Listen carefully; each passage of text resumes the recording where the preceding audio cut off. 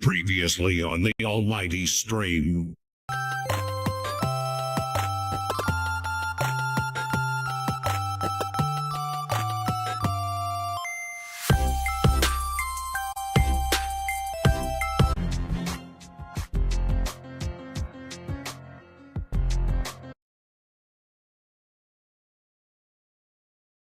Fuck it. Oh, I did not mean to do that. But yeah, we're good. I'm good now. I am actually good now. This is. Yeah. This Who is seems that? way Is too. that you guys? This is wild. What's this sensitivity? Holy shit! Let me see. We got. Ah. Damn. Got you. Come on. All right. Hold on. And. Two more.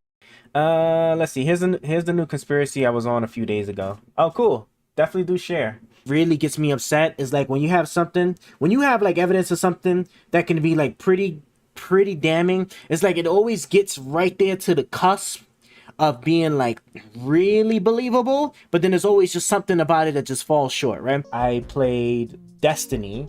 Destiny was I just deleted the whole setup. Fuck! Oh, they hold me.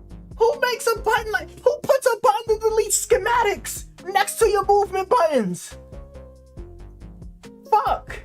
To identify waste in government, and I'm going to have a transparent system, a budgetary system, blockchain budgetary system, so that every American can see every expenditure that we have on the budget, everything. I'm going to use the blockchain to like publicly display the budget expedite.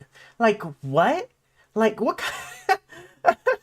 Oh my god. I understand like how magical people think AI is, but AI requires such a tremendous amount of human work to actually get working. Israel would want peace tomorrow with its neighbors if its neighbors just said, okay, we want peace with you too.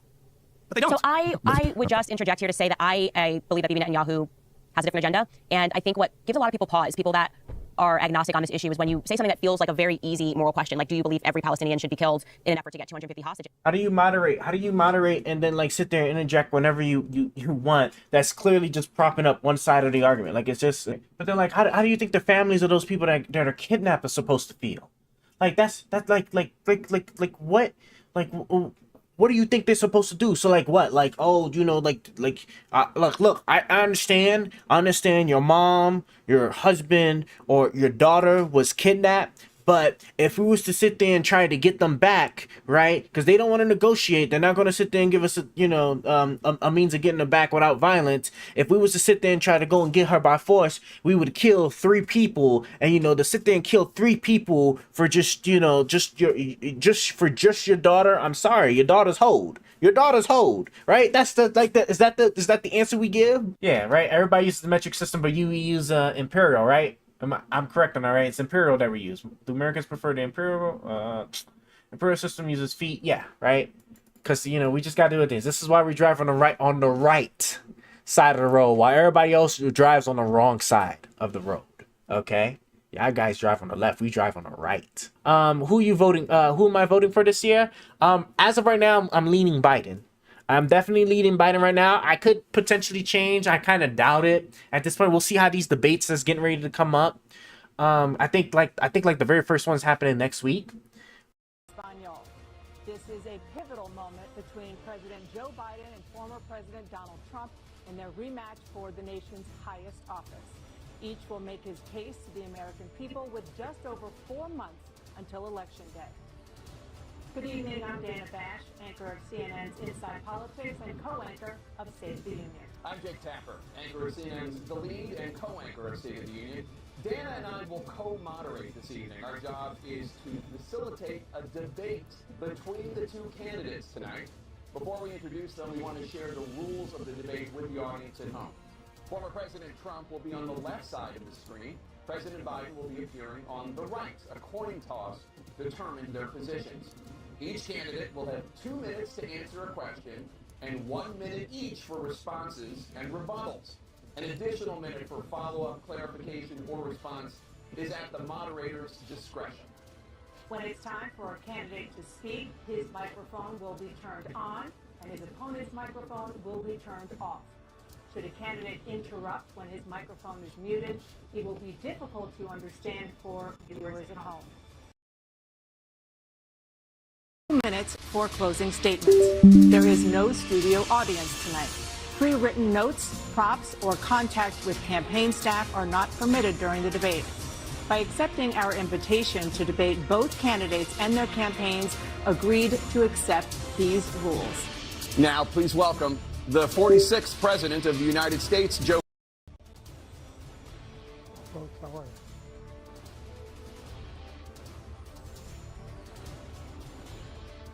Great to be here. Thank you. And please welcome the 45th President of the United States, Donald Trump.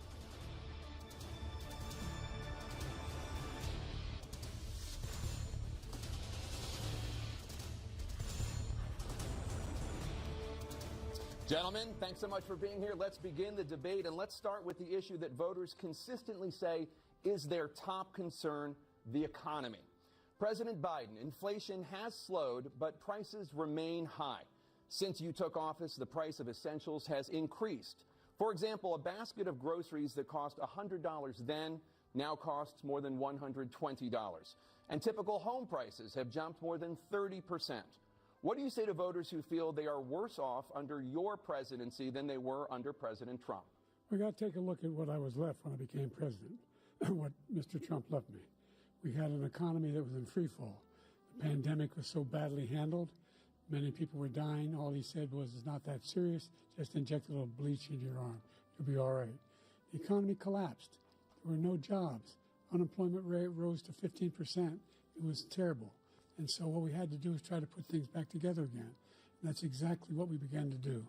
We created 15,000 new jobs. We brought out the position where we have 800,000 new manufacturing jobs. But there's more to be done.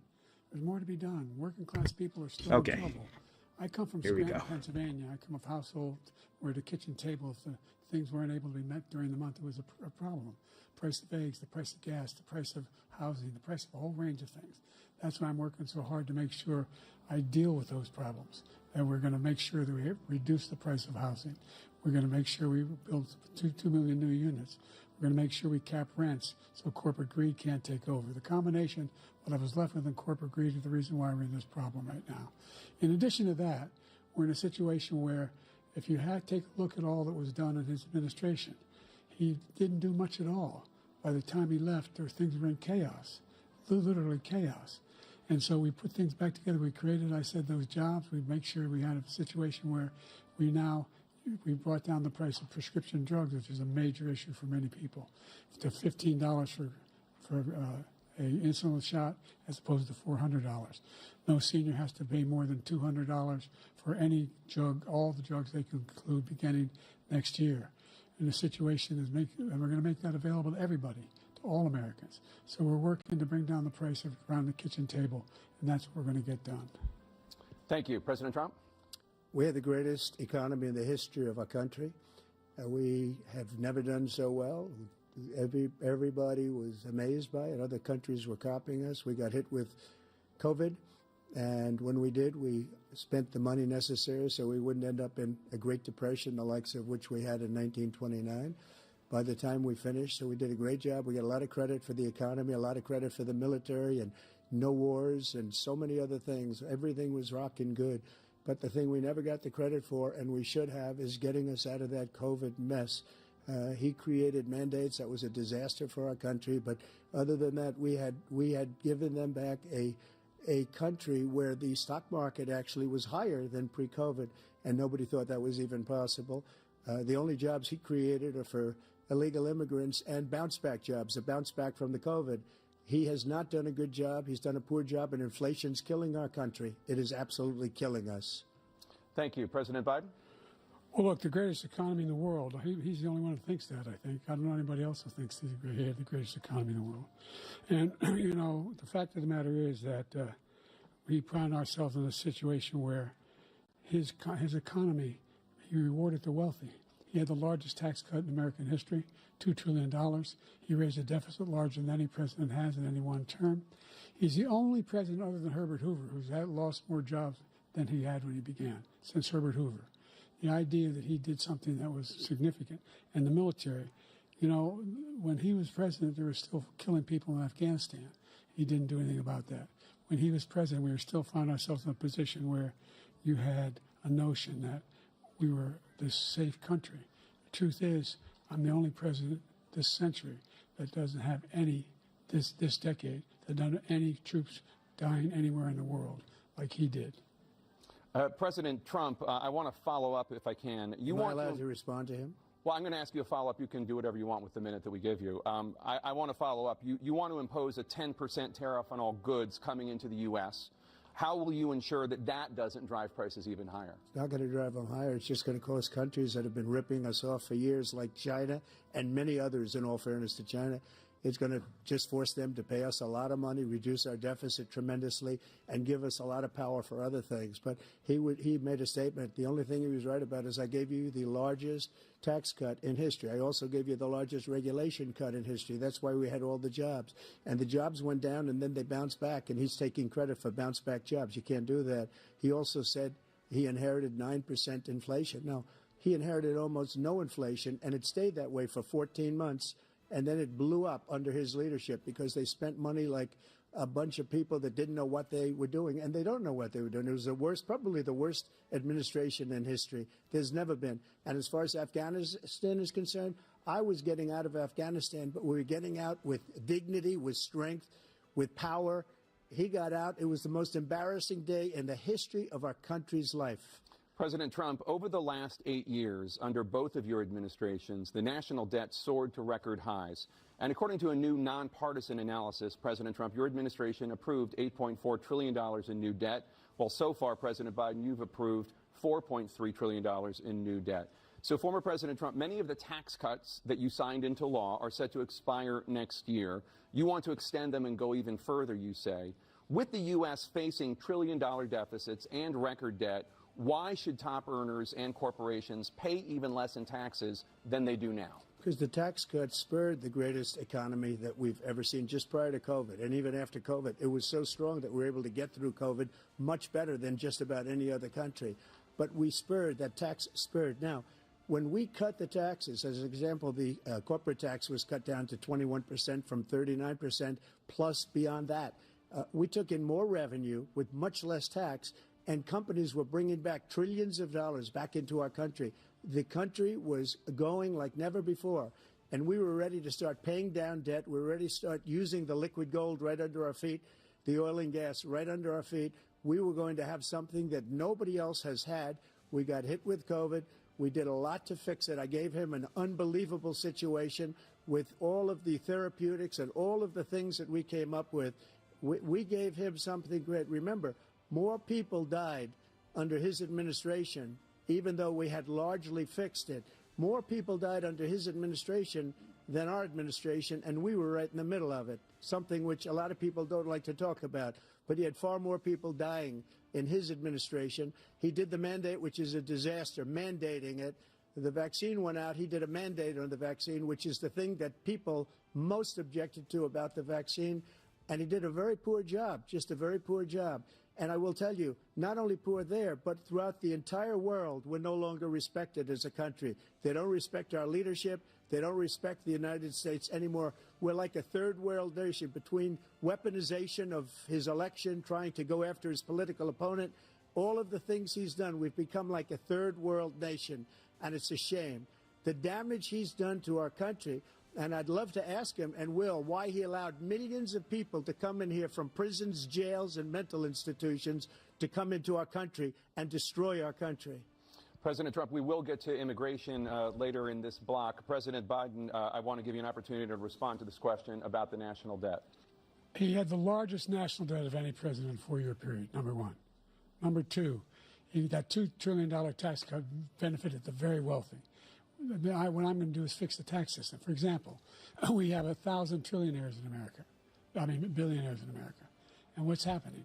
They're in a situation where they, in fact, pay 8.2% in taxes. If they just paid 24%, 25%, either one of those numbers, they'd raise $500 billion, I should say, in a 10-year period. We'd be able to wipe out his debt. We'd be able to help make sure that all those things we need to do, child care, elder care, making sure that we continue to strengthen our health care system, making sure that we're able to make every single solitary person eligible for what I've been able to do with the COVID, with dealing with everything we have to do with, look, if we finally beat Medicare. Thank you, President Biden. President Trump? Well, he's right. He did beat Medicare. He beat it to death, and he's destroying Medicare because all of these people are coming in. They're putting them on Medicare. They're putting them on Social Security. They're going to destroy Social Security. This man is going to single-handedly destroy Social Security. These millions and millions of people coming in, they're trying to put them on Social Security. He will wipe out Social Security. He will wipe out Medicare. So he was right in the way he finished that sentence. And it's a shame. What's happened to our country in the last 4 years is not to be believed. Foreign countries, I'm friends with a lot of people, they cannot believe what happened to the United States of America. We're no longer respected. They don't like us. We give them everything they want, and they think we're stupid. They think we're very stupid people. What we're doing for other countries, and they do nothing for us. What this man has done is absolutely criminal. Thank you, President Trump. Dana? This is the first presidential election since the Supreme Court overturned Roe v. Wade. This morning, the court ruled on yet another abortion case, temporarily allowing emergency abortions to continue in Idaho, despite that state's restrictive ban. Former President Trump, you take credit for the decision to overturn Roe v. Wade, which returned the issue of abortion to the states. Correct. However, the federal government still plays a role in whether or not women have access to abortion pills. They're used in about 2/3 of all abortions. As president, would you block abortion medication? First of all, the Supreme Court just approved the abortion pill, and I agree with their decision to have done that, and I will not block it. And if you look at this whole question that you're asking, complex but not really complex. 51 years ago, you had Roe v. Wade, and everybody wanted to get it back to the states. Everybody, without exception. Democrats, Republicans, liberals, conservatives. Everybody wanted it back. Religious leaders. And what I did is I put 3 great Supreme Court justices on the court, and they happened to vote in favor of killing Roe v. Wade and moving it back to the states. This is something that everybody wanted. Now, 10 years ago or so, they started talking about how many weeks and how many this, and getting into other things. But every legal scholar throughout the world, the most respected, wanted it brought back to the states. I did that.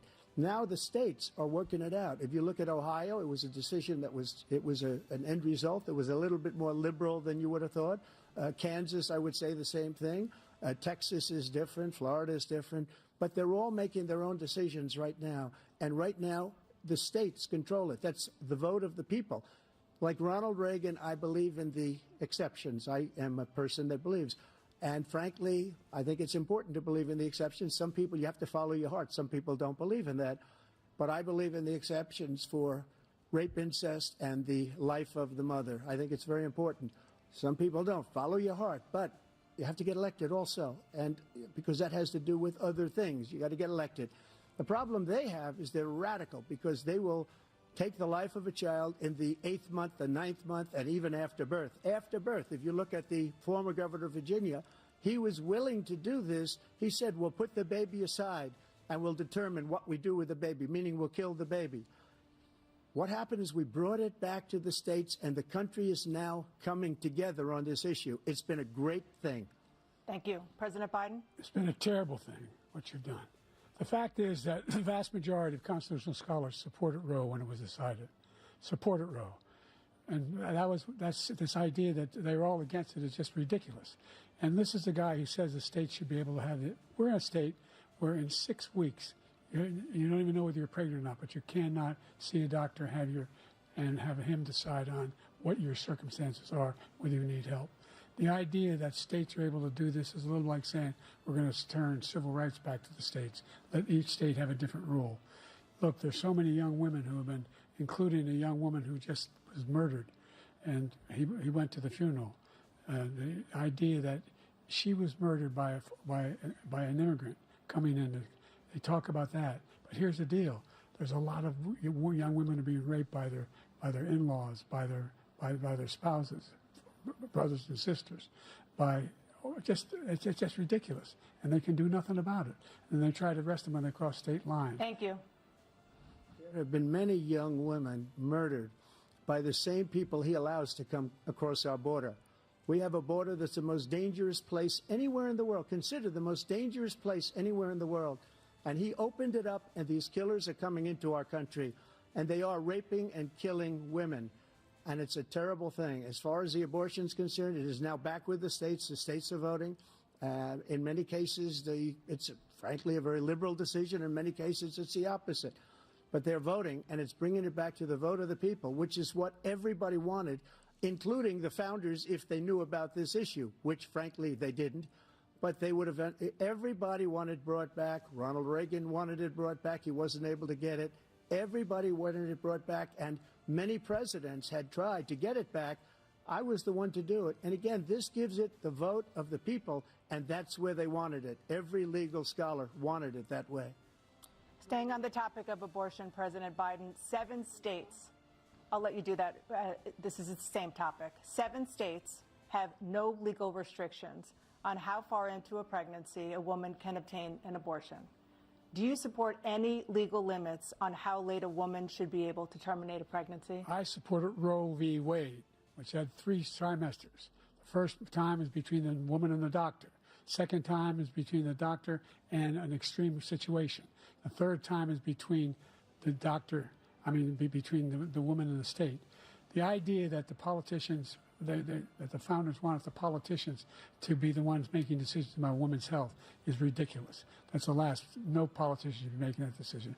A doctor should be making those decisions. That's how it should be run. That's what you're going to do. And if I'm elected, I'm going to restore Roe v. Wade. So that means he can take the life of the baby in the 9th month and even after birth, because some states, Democrat run, take it after birth. Again, the governor, former governor of Virginia, put the baby down, then we decide what to do with it. So he's willing to, as we say, rip the baby out of the womb in the 9th month and kill the baby. Nobody wants that to happen, Democrat or Republican. Nobody wants it to happen. That is simply not true. The Roe v. Wade does not provide for that. That's not the circumstance. Only if a woman's life is in danger, she's going to die. That's the only circumstance in which that can happen. But we are not for late-term abortion, period. Period, period. Under Roe v. Wade, you have late-term abortion. You can do whatever you want, depending on the state. You can do whatever you want. We don't think that's a good thing. We think it's a radical thing. We think the Democrats are the radicals, not the Republicans. For 51 years, that was the law. 51 years, constitutional scholarship said it was the right way to go. 51 years, and it was taken away because this guy put very conservative members on the Supreme Court. He takes credit for taking it away. What's he going to do? What's he going to do, in fact, if the MAGA Republicans, he gets elected, and the MAGA Republicans control the Congress, and they pass a universal ban on abortion, period, across the board at 6 weeks or 7 or 8 or 10 weeks, something very, very conservative. Is he going to sign that bill? I'll veto it. He'll sign it. Thank you. Let's turn now to the issue of immigration and border security. President Biden, a record number of migrants have illegally crossed the southern border on your watch. Overwhelming border states and overburdening cities such as New York and Chicago, and in some cases causing real safety and security concerns. Given that, why should voters trust you to solve this crisis?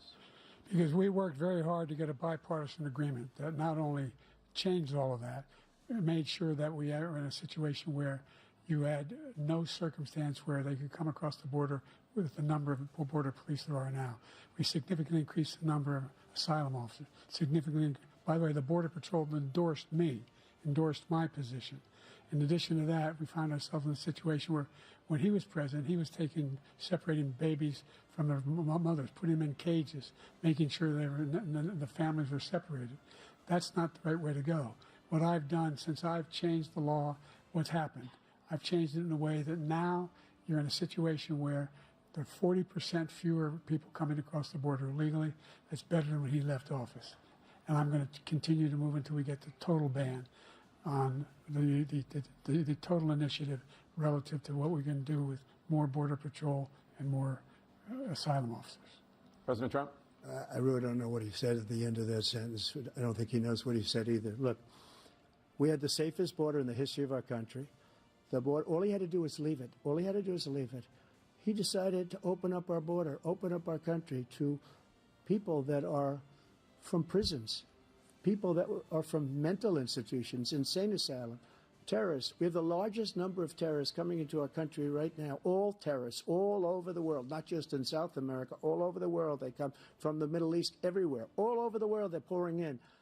And this guy just left it open. And he didn't need legislation because I didn't have legislation. I said, close the border. We had the safest border in history. In that final couple of months of my presidency, we had, according to Border Patrol, who is great, and by the way, who endorsed me for president, but I won't say that, but they endorsed me for president. Brandon, just speak to him.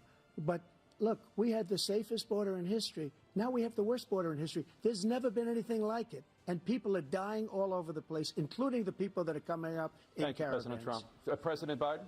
The only terrorist who's done anything crossing the border is one who came along and killed three, under his administration, killed an Al-Qaeda person come in his administration, killed three American soldiers. That's the only terrorist that's there. I'm not saying that no terrorist ever got through, but the idea... My AC's finally off. Oh my God. We're welcoming these people. That's simply not true. There's no data to support what he said. Once again, he's exaggerating. He's lying.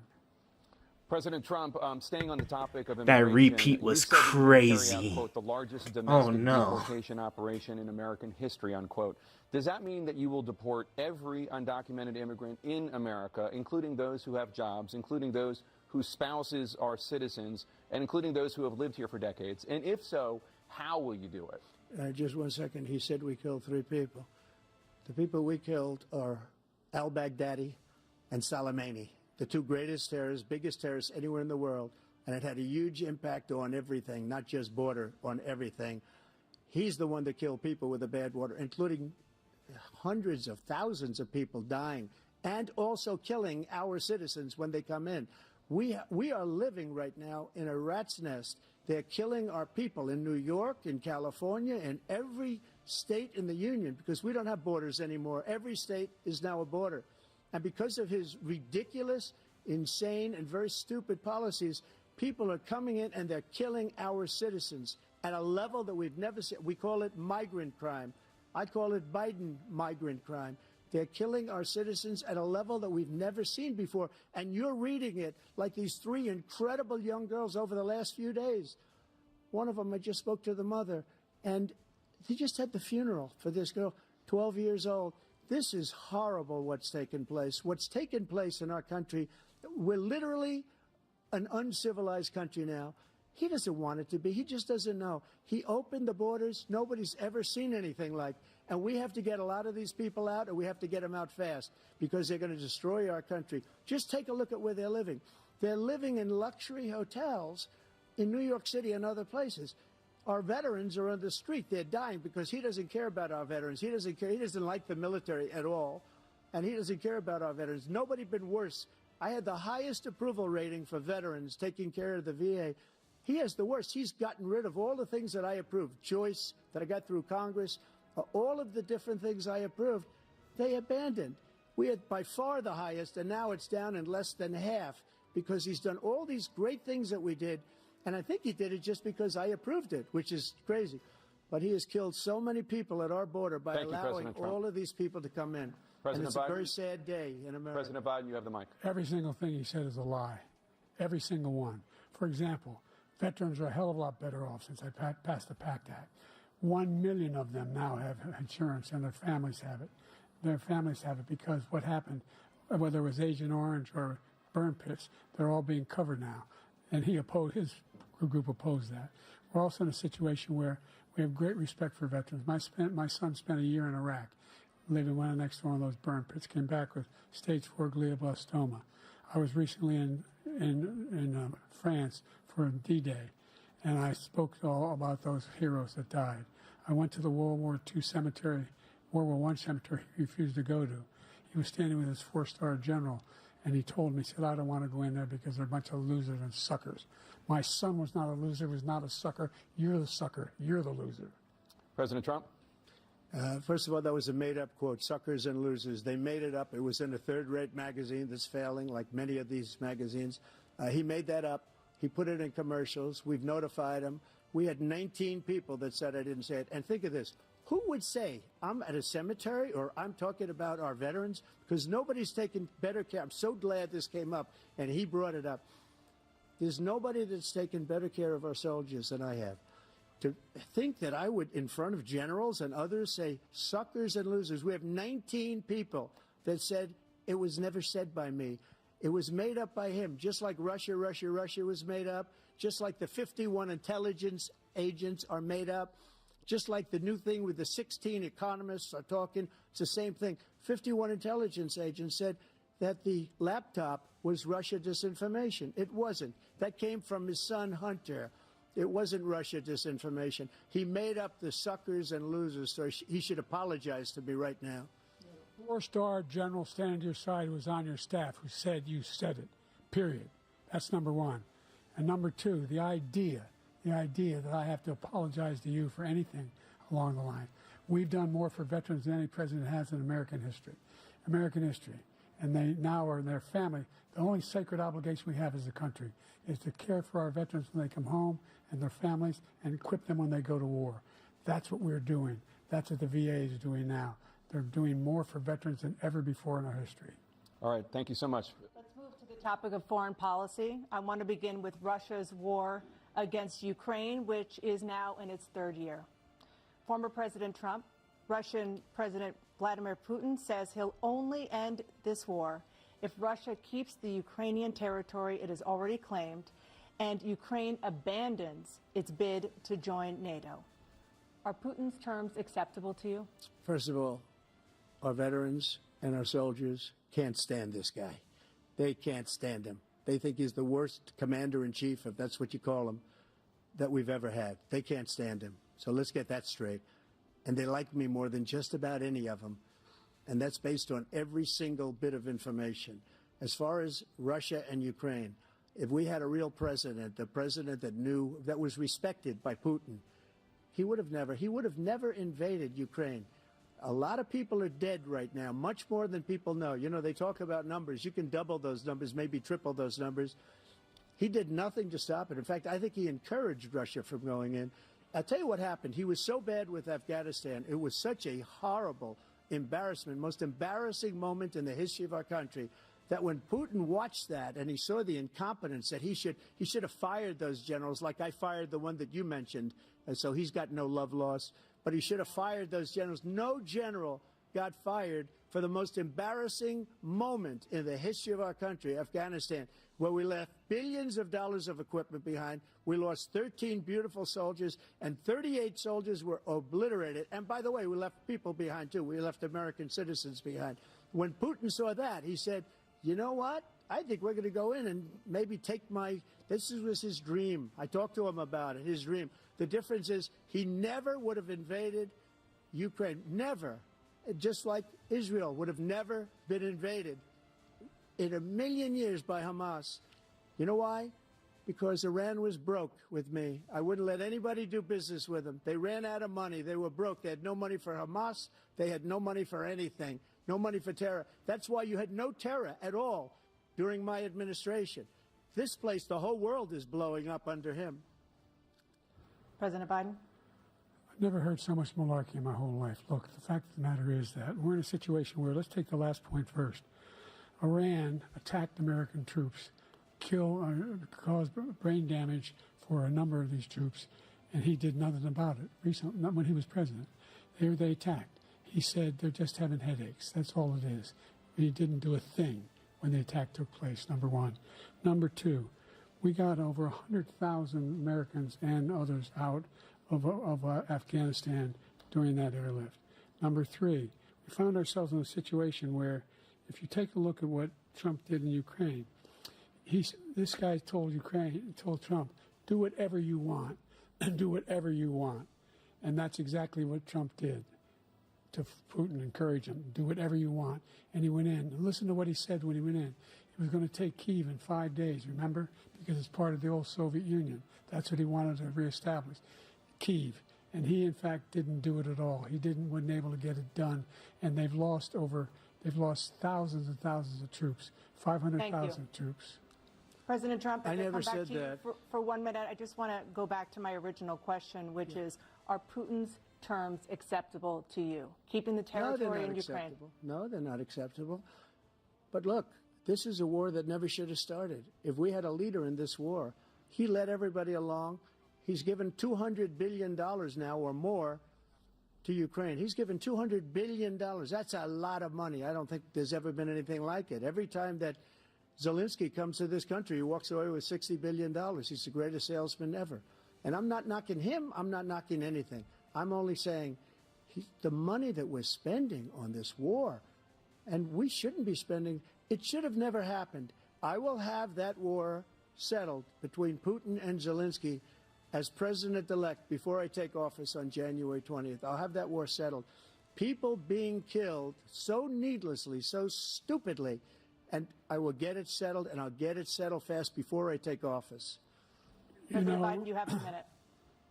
The fact is that Putin is a war criminal. He's killed thousands and thousands of people. And he has made one thing clear. He wants to reestablish what was part of the Soviet Empire, not just a piece. He wants all of Ukraine. That's what he wants. And then do you think he'll stop there? Do you think he'll stop when if he takes Ukraine? What do you think happens to Poland? What do you think of Belarus? What do you think happens to those NATO countries?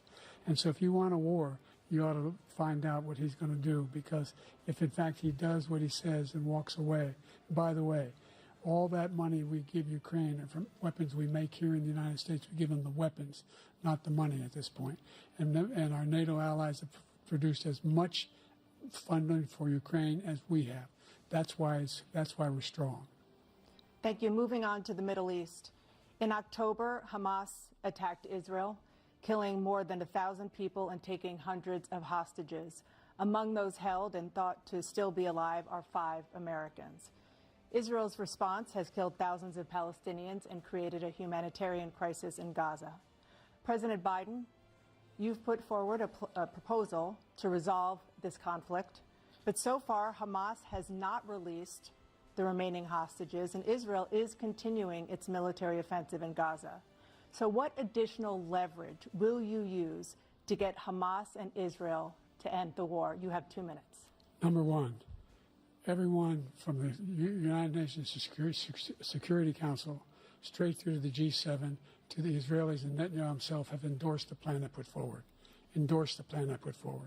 which has 3 stages to it.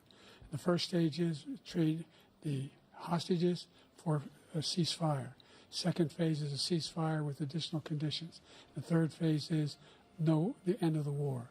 The only one who wants the war to continue is Hamas, number one. They're the only ones standing out. We're still pushing hard to get them to accept. In the meantime, what's happened? In Israel, we're finding that the only thing I've denied Israel was 2,000-pound bombs. They don't work very well in populated areas. They kill a lot of innocent people. We're providing Israel with all the weapons they need and when they need them. And by the way, I'm the guy that organized the world against Iran when they had a full-blown intercontinental ballistic missile attack on Israel. No one was hurt. No one Israeli was accidentally killed, and it just stopped. We saved Israel. We are the biggest producer of support for Israel of anyone in the world. And so they're 2 different things. Hamas cannot be allowed to be continued. We continue to send our experts and our intelligence people as to how they can get Hamas like we did bin Laden. You don't have to do it.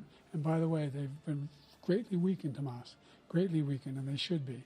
They should be eliminated. But you've got to be careful for using certain weapons among population centers.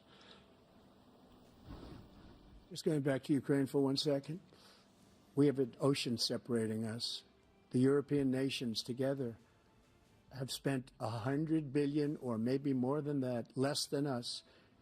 Why doesn't he call them and say, you got to put up your money like I did with NATO? I got them to put up hundreds of billions of dollars. The Secretary General of NATO said Trump did the most incredible job I've ever seen. They wouldn't have any. They were going out of business. We were spending almost 100% of the money was paid by us. He didn't do that.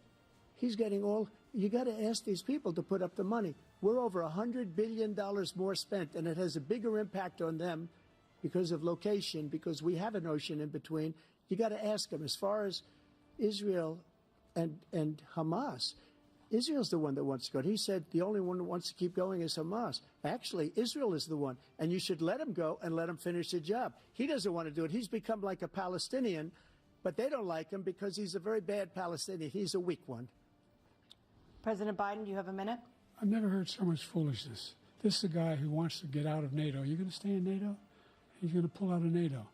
The idea that we have, our strength lies in our alliances as well. It may be a big ocean, but we're ever able to avoid a war in Europe, a major war in Europe? What happens if, in fact, you have Putin continue to go into NATO? We have an Article 5 agreement. Attack on one is attack on all. You want to start the nuclear war he keeps talking about, go ahead. Let Putin go in and control Ukraine and then move on to Poland and other places. See what happens then. He has no idea what the hell he's talking about. And by the way, I got 50 other nations around the world to support Ukraine, including Japan and South Korea, because they understand that this kind of dislocation has a serious threat to the whole world peace. No major war in Europe has ever been able to be contained just to Europe. President Trump, just to follow up, would you support the creation of an independent Palestinian state in order to achieve peace in the region? I'd have to see, but before we do that, the problem we have is that we spend all the money. So they kill us on trade. I made great trade deals with the European nations because if you add them up, they're about the same size economically. Their economy is about the same size as the United States. And they were no cars, they don't want anything that we have, but we're supposed to take their cars, their food, their everything, their agriculture. I changed that. But the big thing I changed is they don't want to pay. And the only reason that he can play games with NATO is because I got them to put up hundreds of billions of dollars. I said, and he's right about this, I said, no, I'm not going to support NATO if you don't pay. They asked me that question, would you guard us against Russia? At a very secret meeting of the 28 states at that time, nations at that time. And they said, no, if you don't pay, I won't do that. And you know what happened? Billions and billions of dollars came flowing in the next day and the next months. But now we're in the same position. We're paying everybody's bills. Let's turn to the issue of democracy. Former President Trump, I want to ask you about January 6, 2021. After you rallied your supporters that day, some of them stormed the Capitol to stop the constitutionally mandated counting of electoral votes. As president, you swore an oath to, quote, preserve, protect, and defend, unquote, the Constitution. What do you say to voters who believe that you violated that oath through your actions and inaction on January 6th and worry that you'll do it again? Well, here we go. I believe that. And let me tell you about January 6th. On January 6th, we had a great border. Nobody coming through, very few.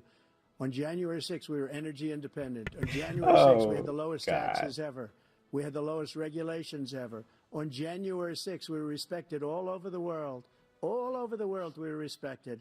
And then he comes in, and we're now laughed at. We're like a bunch of stupid people. What happened to the United States' reputation under this man's leadership is horrible, including weaponization, which I'm sure at some point you'll be talking about, where he goes after his political opponent because he can't beat him fair and square. You have 80 seconds left. My question was, what do you say to those voters who believe that you violated your constitutional oath through your actions and inaction on January 6, 2021, and worry that you'll do it again? Well, I didn't say that to anybody. I said peacefully and patriotically. And Nancy Pelosi, if you just watched the news from 2 days ago, on tape to her daughter, who's a documentary filmmaker, they say, but she's saying, oh, no, it's my responsibility. I was responsible for this. Because I offered her 10,000 soldiers or National Guard, and she turned them down. And the mayor in writing, by the way, the mayor, in writing, turned it down, the mayor of D.C. They turned it down. I offered 10,000 because I could see, I had virtually nothing to do. They asked me to go make a speech.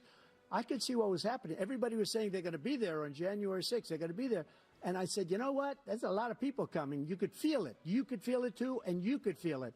And I said, they ought to have some National Guard or whatever. And I offered it to her. And she now admits that she turned it down. And it was the same day she was, I don't know, she can't be very happy with her daughter because it made her into a liar.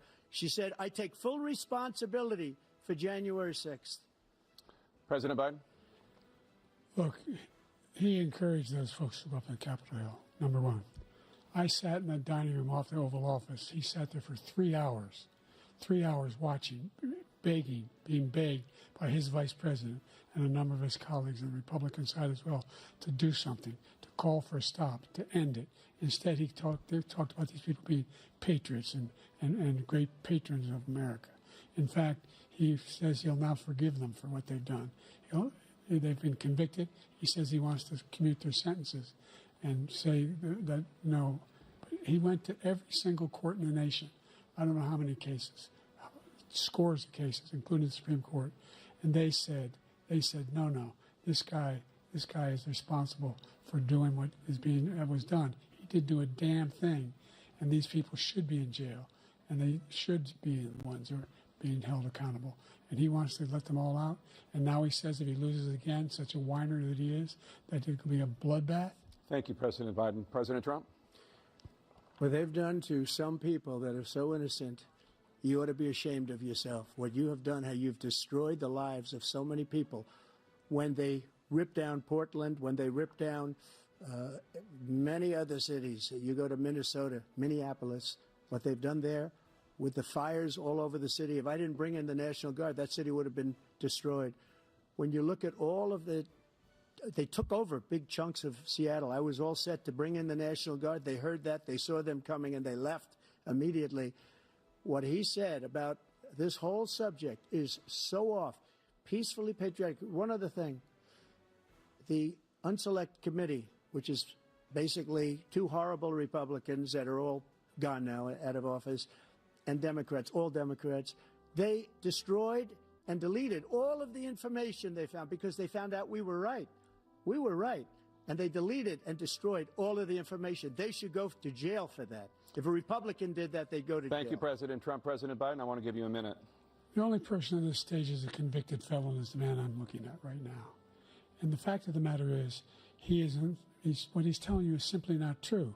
The fact is that there was no effort on his part to stop what was going on up in California.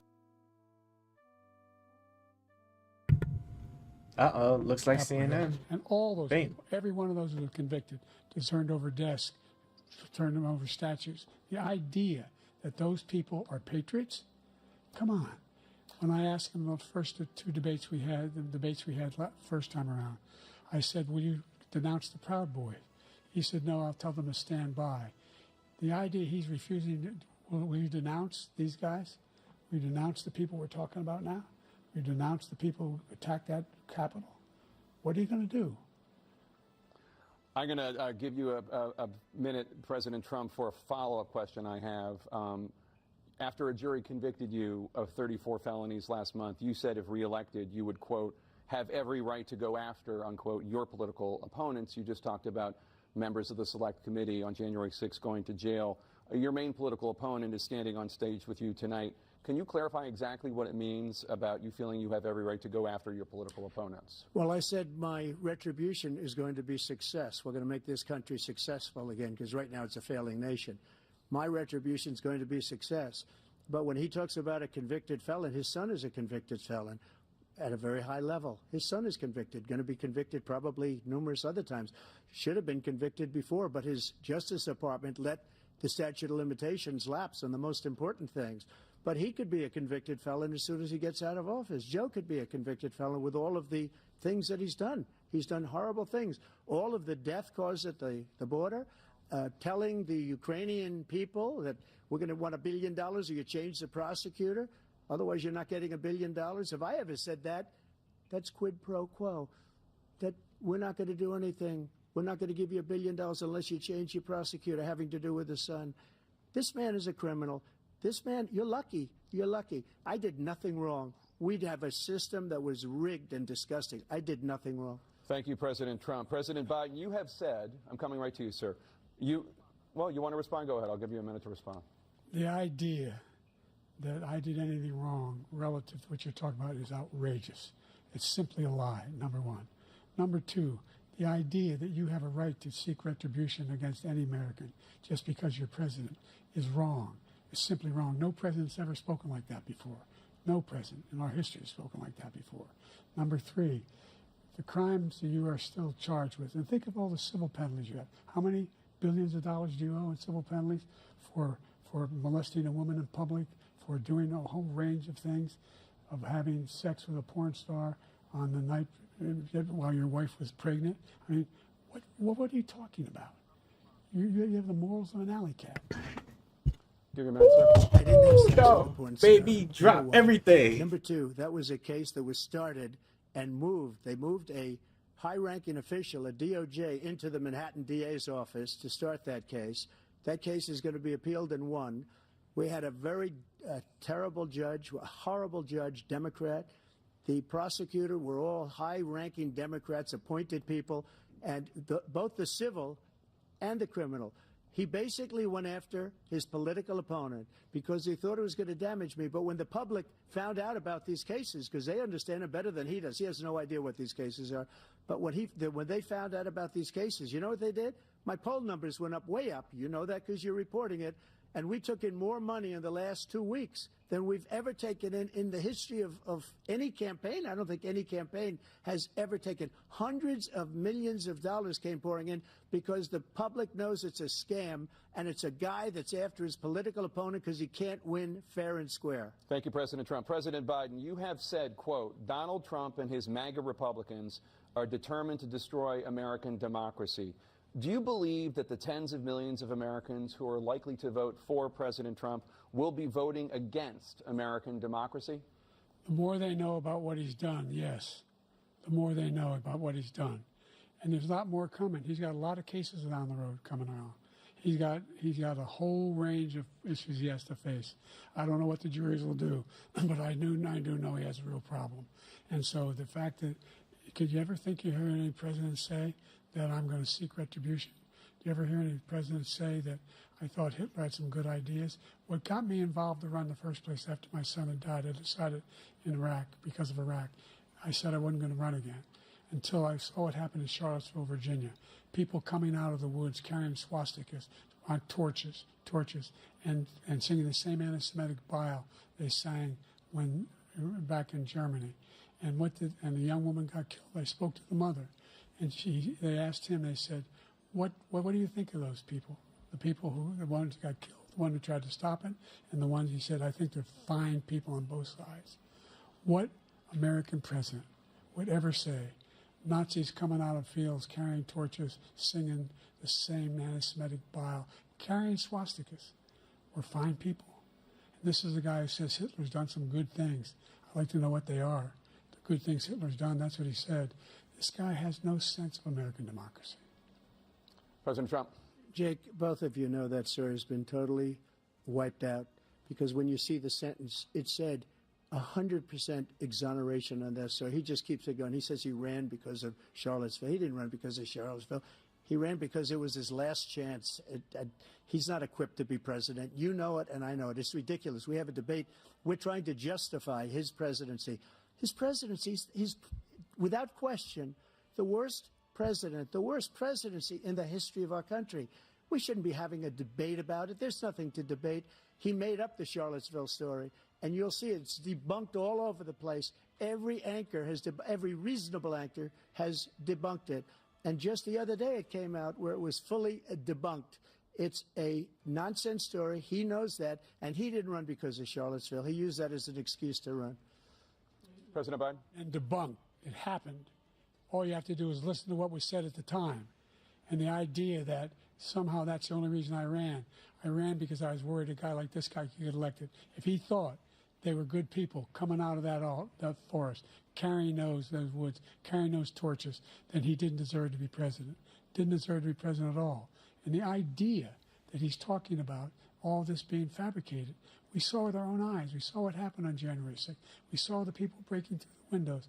We saw people occupying his own vice president. Look, there's a reason why 40 of his 44 top cabinet officers refused to endorse him this time. His vice president hasn't endorsed him this time. So why? Why? They know him well. They serve with him. Why are they not endorsing him? Thank you, President Biden. We're going to be right back with more from the CNN presidential debate. Oh my God, man. That stuff is just... Bruh. That stuff was just... Oh my God, that was just brutal. That was tough. Oh man. It seems like it. Hey, look, I'll be real honest with you, right? Biden's pulling it back, but my God, did he start from a really low position? The moment, oh my God, bro. The moment he said that he's beating the hell out of Medicare. Man, that was, oh man, that was it. That was it. I was like, man, you don't know how, I can see it now, how many clips are going to be just floating all around over that. Yeah, they're not gonna let him put. They ain't gonna let him put that one down. Especially if it ends up being like you know like some technical thing makes it that Medicare or Medicaid is like difficult for people, whatever. They're gonna be like, hey, it was in his own words. He said he beat the hell out of it, But man, that shit is terrible. Let me go through these comments, see what y'all got going on. Let's see, Trump. Yeah. So Trump's not being excited because like he's trying. What he's doing, it's like the same thing with like what's the girl's name, man? Hillary, right? Where he was much more tempered in control. Oh shoot, dang. Oh yeah, I'm about to die now. But he more tempered in control, and that's just so that way he can also start grabbing the people that think he's too erratic or can't control himself, or just be like shooting from the hip, whatever it is. So that's a really good strategy for him in that regard. And then plus, if he can make himself seem like sane and cool or whatever, especially since age is going to be a really focal point. Because remember, Trump is only 2 years younger than Biden is. So he could very well be having the same issues that everybody's like, dinging Biden on. So yeah, it really works out for him. He just needs Biden to just slip up like he's done once or twice already. So a few more of those, and I don't know, but Biden's recovering. Biden's doing good on the recovery side. He's getting it back. So we'll see what happens. How Trump answered that January 6th. January 6th, he that's funny. Like the people in polos with tiki torches are Fed soon, and I think you said that the January 6th was a Fed job. Man, conspiracies all around for sure. But not like what you call. I think I already knew that Trump was not gonna bother to even answer January 6th, right? He's whatever he can to pivot. He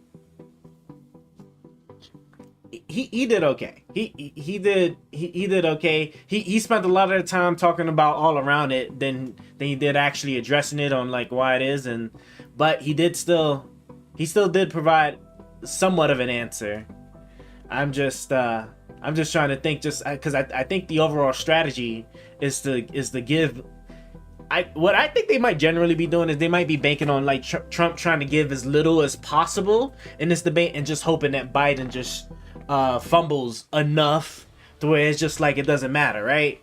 Because as long as Trump doesn't say anything that's like vehemently false and Biden messes up once or twice, they're good. I mean, he's good. So all right, here we go. We're back. Black unemployment dropped to a record low under your presidency. Black families still earn far less than white families. Black mothers are still 3 times more likely to die from pregnancy-related causes, and Black Americans are imprisoned at 5 times the rate of white Americans. What do you say to Black voters who are disappointed that you haven't made more progress? They acknowledge they made a lot of progress, number one. The fact of the matter is there's more small Black businesses that have been started than any time in history. Number two, the wages of Black unemployment is the lowest level it's been in a long, long time. Number three, we're providing housing for Black Americans and dealing with the segregation that exists among these corporations that collude to keep people out of their houses. And in addition to that, we find that the impact on the choice that Black families have to make relative to child care is incredibly difficult. When we did the first major piece of legislation in the past, yeah, he's coming back. He's coming back. Black child care costs, cut them in half. We got to make sure we provide for child care costs. We got to make sure because when you provide those child care protections, you increase economic growth because more people can be in the job market. So there's more to be done, considerably more to be done. But we've done a great deal so far, and I'm not letting up, and they know it. You have 49 seconds left. What do you say to Black voters who are disappointed with the progress so far? I say I don't blame them for being disappointed. Inflation is still hurting them badly. For example, I provided for the idea that any Black family, first-time home buyer, should get a $10,000 tax credit to be able to buy their first home so they can get started. I made sure that we're in a situation where all those black families and those black individuals who provided had to take out student loans that were ballooning, that if they were engaged in nursing, doctor, and anything having to do with volunteerism, if they paid their bills for 10 years on their student debt, all the rest was forgiven after 10 years. Millions have benefited from that. And we're going to do a whole lot more for black families. Thank you, President Trump. And he caused the inflation. He's blaming inflation, and he's right, it's been very bad. He caused the inflation, and it's killing black families and Hispanic families and just about everybody. It's killing people. They can't buy groceries anymore. They can't. You look at the cost of food where it's doubled and tripled and quadrupled. They can't live. They're not living anymore. He caused this inflation. I gave him a country with essentially no inflation. It was perfect. It was so good. All he had to do is leave it alone. He destroyed it with his Green New scam and all this money that's being thrown out the window. He caused inflation. As sure as you're sitting there, the fact is that his big kill on the black people is the millions of people that he's allowed to come in through the border. They're taking black jobs now, and it could be 18, it could be 19, and even 20 million people. They're taking black jobs, and they're taking Hispanic jobs, and you haven't seen it yet, but you're going to see something that's going to be the worst in our history. Thank you. President Biden? There was no inflation when I became president. You know why? The economy was flat on its back. 15% unemployment. He decimated the economy, absolutely decimated the economy. That's why there was no inflation at the time. There were no jobs. We provided thousands of millions of jobs for individuals who are in all communities, including minority communities. We made sure that they have health insurance.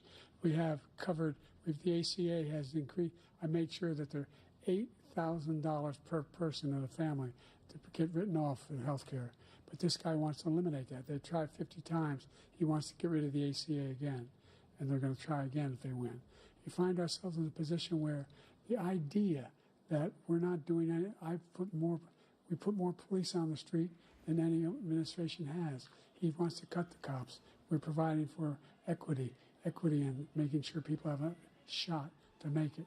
There's a lot going on, but in inflation, he caused it by his tremendous malfeasance in the way he handled the pandemic. Thank you. Another persistent challenge is the climate crisis.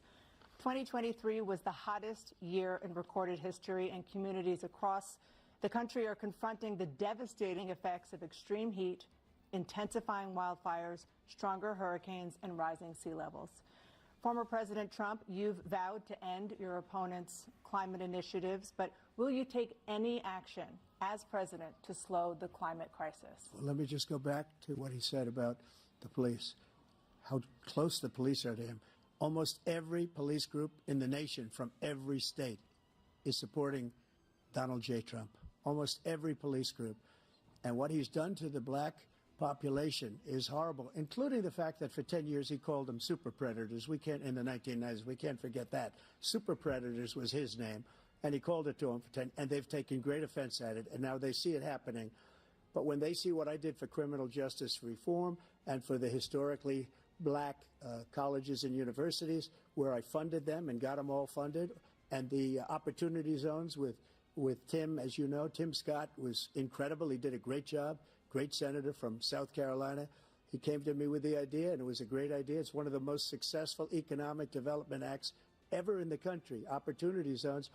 And the biggest beneficiary are blacks. And that's why we have the best numbers with them in maybe ever. They're saying ever. I read this morning where ever, the best numbers.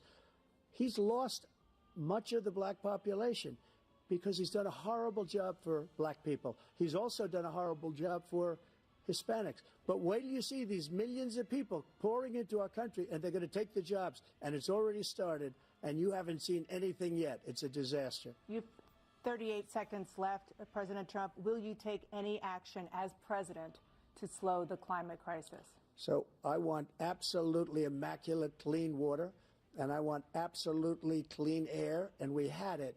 We had H2O. We had the best numbers ever, and we were using all forms of energy, all forms, everything.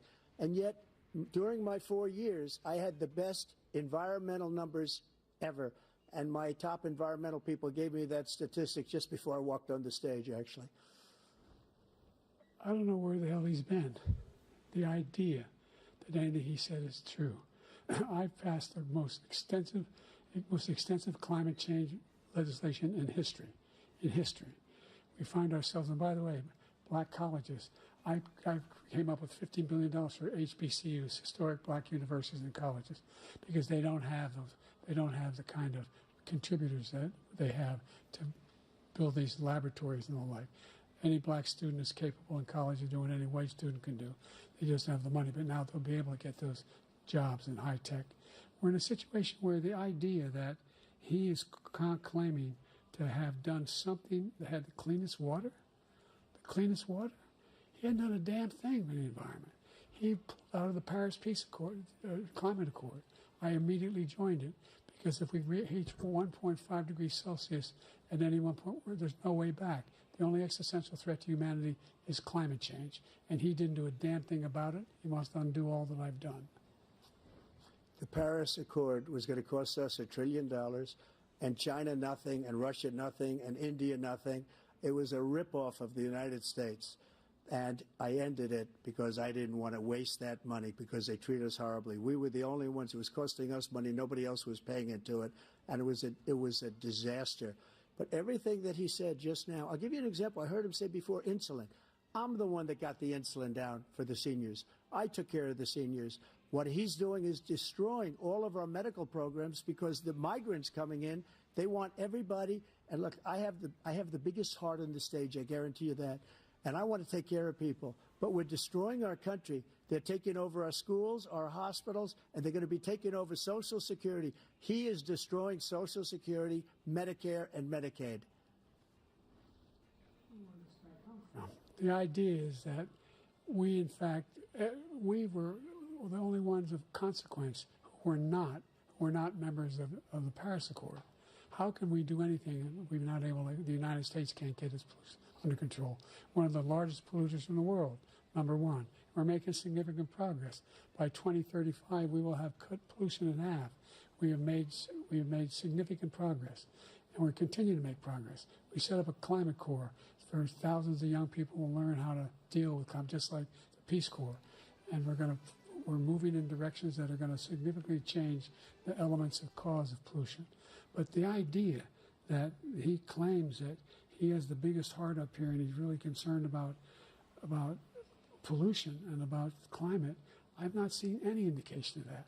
And by the way, with regard to prescription drugs, one company agreed that they would reduce the price to $35, which I was calling for, one, voluntarily.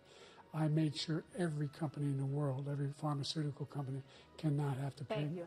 And by the way, So every day, millions of Americans struggle just to make ends meet. For many older Americans, Social Security provides a critical lifeline. President Biden, if nothing is done to Social Security, seniors will see their benefits cut in just over 10 years. Will you name tonight one specific step that you're willing to take to keep Social Security solvent? yes, make the very wealthy begin to pay their fair share. Right now, everybody making under $170,000 pays 6% of their income, of their paycheck, every single time they get a paycheck from the time the first one they get when they're 18 years old. The idea that they're going to, I'm proposing that everybody, the millionaires pay 1%.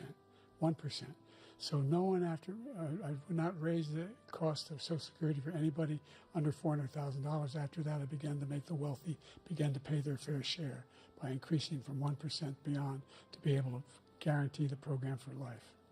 So you still have 82 seconds left. Are there any other measures that you think that would be able to help keep Social Security solvent, or is that one enough? Well, no, that one enough will keep it solvent, but the biggest thing will do if we defeat this man, because he wants to get rid of Social Security. He thinks there's plenty to cut in Social Security. He's wanting to cut Social Security and Medicare, both times. And if you look at the program put forward by the House Republican caucus that he, I believe, supports, is in fact want to cut it as well. The idea that we don't need to protect our seniors is ridiculous. And by the way, the American public has greater health care coverage today than ever before. And on the ACA, as I said, you're in a circumstance where 400,000 people, 40 million people would not have insurance because they have a pre-existing condition. Only thing that allows them to have that insurance is the fact that they, in fact, are part of the ACA. And by the way, the other thing is, we're in a situation where I talk about education for black communities. I've raised the amount of money for Pell Grants by another $8,000. So anybody making under $70,000 a year is going to be able to get $15,000 toward their tuition. He just doesn't know what he's talking about. Thank you, President Biden. President Trump. So I've dealt with politicians all my life. I've been on this side of the equation for the last 8 years. I've never seen anybody lie like this guy. He lies. I've never seen it. He could look you in the face. About so many other things, too. And we mentioned the laptop. We mentioned Russia, Ukraine. Everything he does is a lie. It's misinformation and disinformation. The losers and suckers story that he made up is a total lie on the military. It's a disgrace. But Social Security, he's destroying it because millions of people are pouring into our country, and they're putting them onto Social Security. They're putting them onto Medicare, Medicaid. They're putting them in our hospitals. They're taking the place of our citizens. What they're doing to the VA, to our veterans, is unbelievable. Our veterans are living in the street, and these people are living in luxury hotels. He doesn't know what he's doing, and it's really coming back. I've never seen such anger in our country before. President Biden? The idea that veterans are not being taken care of, I told you before. And by the way, when I said suckers and losers, he acknowledged after that he fired that general. That general got fired because he's the one that acknowledged that that's what he said. He was the one standing with Trump when he said it, number one. Number two, the idea that we're going to be in a situation where all these millions and millions, the way he talks about it, illegal aliens are coming into the country and taking away our jobs. There's a reason why we have the fastest growing economy in the world, the reason why we have the most successful economy in the world. We're doing better than any other nation in the world. And by the way, those 15 Nobel laureates he talked about being phony, those 15 Nobel laureates, economists, they all said that if Trump is reelected, we're likely to have a recession and inflation is going to increasingly go up. And by the way, worst president in history, 159 presidential scholars voted him the worst president in the history of the United States of America. President Biden, thank you so much. Let's turn to the cost of Okay, child care, okay. which many American families Little struggle bit to of zing in afford. there. President Trump, both you and President Biden have tried to address this issue, but the average cost of child care in this country has risen to more than $11,000 a year per child. For many families, the cost of child care for 2 children is more than their rent. In your second term, what would you do to make child care more affordable? Just to go back, the general got fired because he was no good. And if he said that, that's why he made it up. But we have 19 people that said I didn't say it, and they're very highly respected, much more so than him. The other thing is, he doesn't fire people. He never fired people. I've never seen him fire anybody. I did fire a lot. I fired Comey because he was no good. I fired a lot of the top people at the FBI, drained the swamp. They were no good. Not easy to fire people. You'd pay a price for it, but they were no good. I inherited these people. I didn't put them there. I didn't put Comey there. He was no good. I fired him. This guy hasn't fired anybody. He never fires. He should have fired every military man that was involved with that the Afghanistan horror show, the most embarrassing moment in the history of our country. He didn't fire. Did you fire anybody? Did you fire anybody that's on the border that's allowed us to have the worst border in the history of the world? Did anybody get fired for allowing 18 million people, many from prisons, many from mental institutions? Did you fire anybody that allowed our country to be destroyed? Joe, our country is being destroyed as you and I sit up here and waste a lot of time on this debate. This shouldn't be a debate. He is the worst president. He just said about me because I said it. But look, he's the worst president in the history of our country. He's destroyed our country. Now all of a sudden he's trying to get a little tough on the border. He came out with a nothing deal, and it reduced it a little bit, like this much. It's insignificant. He wants open borders.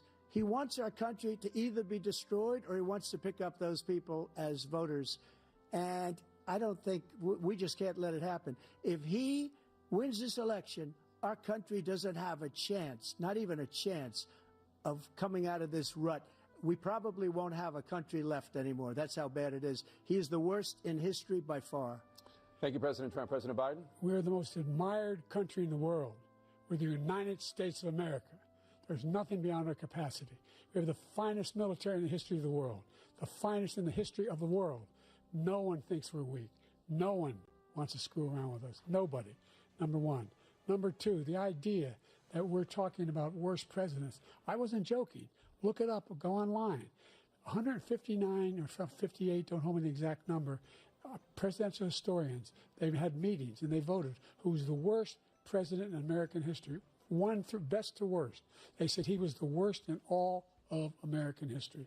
That's a fact. That's not conjecture. He can argue they're wrong, but that's what they voted. The idea that he is doing anything to deal with child care, he did virtually nothing to child care. We should significantly increase the child care tax credit. We should significantly increase the availability of women and men or single parents to be able to go back to work. And we should encourage businesses to have. Thank you, President Biden. Facilities. President Trump, the question was about what would you do to make child care more affordable, if you want to take your minute. Just so you understand, we have polling, we have other things that they rate him the worst because what he's done is so bad. And they rate me, I'll show you, I will show you. And they rate me one of the best, okay?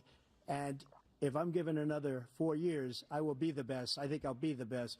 Nobody's ever created an economy like us. Nobody ever cut taxes like us. He's the only one I know. He wants to raise your taxes by 4 times. He wants to raise everybody's taxes by 4 times. He wants the Trump tax cuts to expire. So everybody, including the two of you, are going to pay 4 to 5 times. Nobody ever heard of this before. All my life, I'd grow up and I'd see politicians talking about cutting taxes. When we cut taxes, as I said, we did more business. Apple and all these companies, they were bringing money back into our country. The worst president in history by far, and everybody knows it. President Biden? Look, the fact of the matter is that he's dead wrong about, he's increased the tariff, he will increase the taxes on middle-class people. I said I'd never raise a tax on anybody making less than $400,000. I didn't. But this tariff is 10% tariffs. Everything coming in the country, you know what the economists say? That's going to cost the average American $2,500 a year more because they're going to have to pay the difference in food and all the things that are very important. Number two, he's in a situation where he talks about how he has not raised, he somehow helped the middle class. The middle class have been devastated by you. Now you want a new tax cut of $5 trillion over the next 10 years, which is going to fundamentally bankrupt the country. You had the largest deficit of any president in American history, number one. Number two, you have not, in fact, made any contact, any progress with China. We are the lowest trade deficit with China since 2010. Thank you, President Biden. You lost Thank you, President Biden. Let's discuss an epidemic impacting millions of Americans that both of you have made a top priority in your first term, the opioid crisis. And for both of you, the number of overdose deaths in this country has gone up. Under your term, it went up. Under your term, it has gone up. Former President Trump, despite the efforts that both of you have made, more than 100,000 Americans are dying from overdoses every year, primarily from fentanyl and other opioids. What will you do to help Americans right now in the throes of addiction who are struggling to get the treatment they need? To finish up, we now have the largest deficit in the history of our country under this guy. We have the largest deficit with China. He gets paid by China. He's a Manchurian candidate. He gets money from China. So I think he's afraid to deal with them or something. But do you notice he never took out my tariffs because we bring in so much money with the tariffs that I imposed on China. He never took them away. He can't because it's too much money. It's tremendous. And we saved our steel industries, and there was more to come, but he hasn't done that. But he hasn't cut the tariffs because he can't, because it's too much money. But he's got the largest deficit in the history of our country, and he's got the worst situation with China. China's going to own us if you keep allowing them to do what they're doing to us as a country. They are killing us as a country, Joe, and you can't let that happen. You're destroying our country. So, President Trump, you have 67 seconds left. The question was, what are you going to do to help Americans in the throes of addiction right now who are struggling to get the treatment they need? Jake, we were doing very well at addiction until the COVID came along. We had the 2.5, almost 3 years of like nobody's ever had before, any country, in every way. And then we had to get tough. And it was the drugs pouring across the border it started to increase. We got great equipment. We bought the certain dog that's the most incredible thing that you've ever seen, the way they can spot it. We did a lot, and we were getting very low numbers, very, very low numbers. Then he came along. The numbers, have you seen the numbers now? It's not only the 18 million people that I believe is even low, because the gotaways, they don't even talk about gotaways. But the numbers of the amount of drugs and human trafficking in women coming across our border, the worst thing I've ever seen, at numbers that nobody's ever seen under him, because the border's so bad. But the number of drugs coming across our border now is the largest we've ever had by far. President Trump, thank you. President Biden? Fentanyl and the byproducts of fentanyl went down for a while. And I wanted to make sure we use the machinery that can detect fentanyl, these big machines that roll over everything that comes across the border. And it costs a lot of money. That was part of this deal we put together, this bipartisan deal.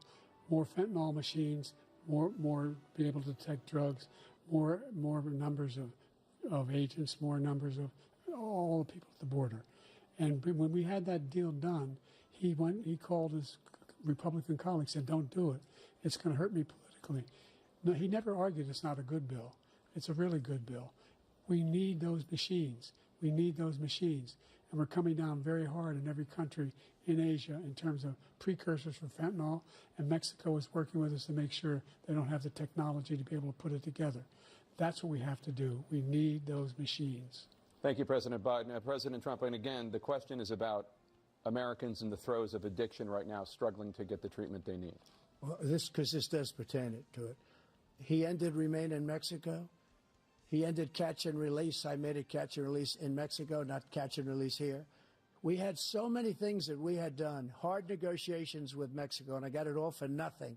It's just like when you have a hostage. We always pay $6 billion for a hostage. Every time we say it's a hostage. Now we have a hostage, a Wall Street Journal reporter, I think a good guy, and he's over there because Putin is laughing at this guy, probably asking for billions of dollars for the reporter.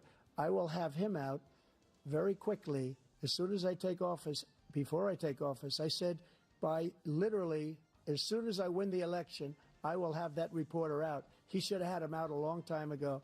But Putin's probably asking for billions and billions of dollars because this guy pays it every time. We had 2 cases where we paid $6 billion for 5 people. I got 58 people out, and I paid essentially nothing. Thank you, President Trump. Dana? Let's turn to concerns that voters have about each of you. President Biden, you would be 86 at the end of your second term. How do you address concerns about your capability to handle the toughest job in the world well into your 80s? Well, first of all, I spent half my career being criticized as being the youngest person in politics. I was the second youngest person ever elected to the United States Senate, and now I'm the oldest. This guy's 3 years younger and a lot less competent. I think that just look at the record. Look at what I've done. Look how I've turned around the horrible situation he left me. As I said, 15 million new jobs, 800,000 manufacturing jobs, more investment in America, over billions of dollars in private investment in enterprises that we are growing. By the way, we brought an awful lot of people. Well, the whole idea of computer chips. We used to have 40% of the market. We invented those chips, and we lost it because he was sending people to find the cheapest jobs overseas and to bring home a product. So I went to South Korea. I convinced Samsung to invest billions of dollars here in the United States. And guess what? Those fabs, they call that to build these chips, those fabs pay over $100,000. You don't need a college degree for them. And there's billions, about $40 billion already being invested and being built right now in the United States, creating significant jobs for Americans from all over the world. President Biden, you have 40 seconds left. Would you like to add anything? Yeah, I would. The idea that somehow we are this failing country. I never heard a president talk like this before. We're the envy of the world. Name me a single major country president who wouldn't trade places with the United States of America for all our problems and all our opportunities. We're the most progressive country in the world in getting things done. We're the strongest country in the world. We're a country in the world who keeps our word, and everybody trusts us, all of our allies, and our those who he cuddles up to, from Kim Jong-un, he sends love letters to, and Putin, etc., they don't want to screw around with us. Thank you. Former President Trump, to follow up, you would be 82 at the end of your second term. What do you say to voters who have concerns about your capabilities to serve? Well, I took 2 tests, cognitive tests. I aced them, both of them, as you know. We made it public. He took none. I'd like to see him take one, just one, a real easy one. Like go through the first 5 questions. He couldn't do it. But I took 2 cognitive tests. I took physical exams every year. And, you know, we knock on wood wherever we may have wood, that I'm in very good health. I just won 2 club championships, not even senior, 2 regular club championships. To do that, you have to be quite smart, and you have to be able to hit the ball a long way. And I do it. He doesn't do it. He can't hit a ball 50 yards. He challenged me to a golf match. He can't hit a ball 50 yards. I think I'm in very good shape. I feel that I'm as in good a shape as I was 25, 30 years ago. Actually, I'm probably a little bit lighter, but I'm in as good a shape as I was years ago. I feel very good. I feel the same. But I was willing to take a cognitive test. And you know what? If I didn't do well, I aced them. Dr. Ronnie Jackson, who's a great guy when he was White House doctor. And then I took another one, a similar one. And one of them said they've never seen anybody ace him. Thank you. President Biden? You can see he is 6'5" and only 223 pounds, or 235 pounds. Well, you said 6'4", 200. Well, anyway, that's what anyway, just take a look at what he says he is, and take a look at what he is. Look, I'd be happy to have a driving contest with him. I got my handicap, which when I was vice president, down to a 6. But by the way, I told you before, I'm happy to play golf if you carry your own bag. Think you can do it? That's the biggest lie. He's a 6 handicap of all. I was an 8 handicap. Yeah. 8. Never. But I had, you know how many? I've seen you swing. I know you swing. Okay, let's not act like children. President Trump, we're going to 21 turn Let's not act like children. You to are a a child. specific concern that voters have about you. Will Ain't you no pledge way. tonight that once all legal challenges have been exhausted, that you will accept the results of this election, regardless of who wins, and you will say right now that political violence in any form is unacceptable? Well, I shouldn't have to say that, but of course I believe that. It's totally unacceptable. And if you would see my statements that I made on Twitter at the time, and also my statement that I made in the Rose Garden, you would say it's one of the strongest statements you've ever seen. In addition to the speech I made in front of, I believe, the largest crowd I've ever spoken to, and I will tell you, nobody ever talks about that. They talk about a relatively small number of people that went to the Capitol, and in many cases were ushered in by the police. And as Nancy Pelosi said, it was her responsibility, not mine. She said that loud and clear. But the answer is, if the election is fair, free, and I want that more than anybody. And I'll tell you something. I wish he was a great president, because I wouldn't be here right now. I'd be at one of my many places enjoying myself. I wouldn't be under indictment because I wouldn't have been his political opponent, because he indicted me because I was his opponent. I wish he was a great president. I would rather have that. I wouldn't be here. I don't mind being here. But the only reason I'm here is he's so bad as a president that I'm going to make America great again. We're going to make America great again. We're a failing nation right now. We're a seriously failing nation. And we're a failing nation because of him. His policies are so bad. His military policies are insane. They're insane. These are wars that will never end with him.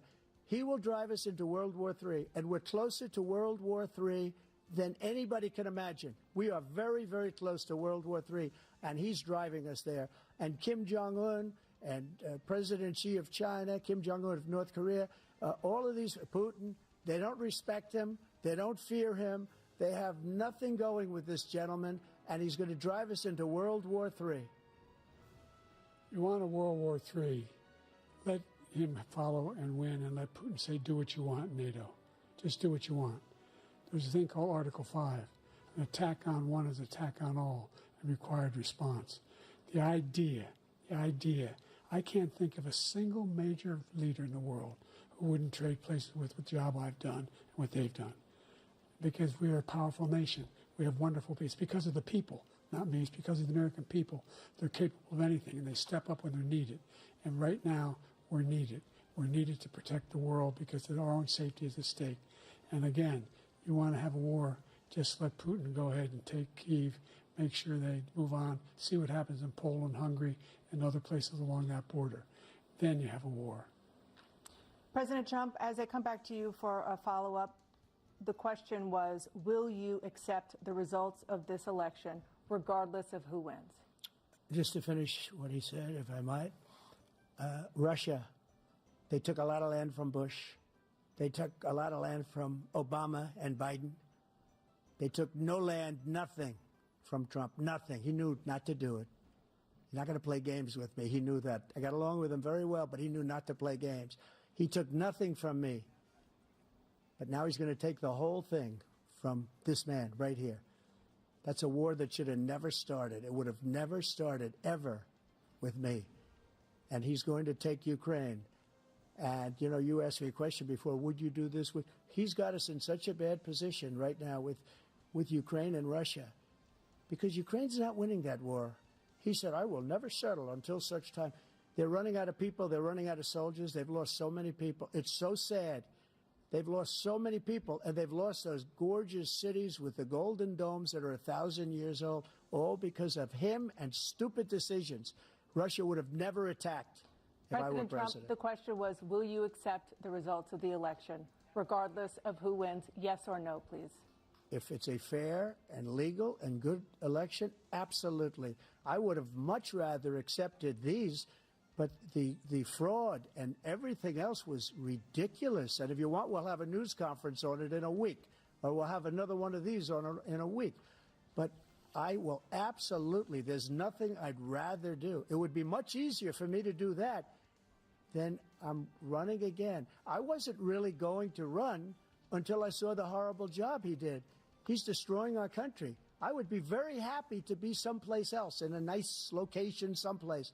And again, no indictments, no political opponent stuff, because it's the only way he thinks he can win. But unfortunately, it's driven up my numbers and driven them up to a very high level because the people understand it. Well, let's see what your numbers are when this election is over. Let's see. You're a whiner. When you lost the first time, you continued, you appealed and appealed to courts all across the country. Not one single court in America said any of your claims had any merit, state or local, none. But you continue to provoke this lie about somehow there's all this misrepresentation, all this stealing. There is no evidence of that at all. And I tell you what, I doubt whether you'll accept it because you're such a whiner. The idea if you lose again, you accepting anything, you can't stand the loss. Something snapped in you when you lost the last time. We'll be right back with more from the CNN presidential debate, live from Georgia.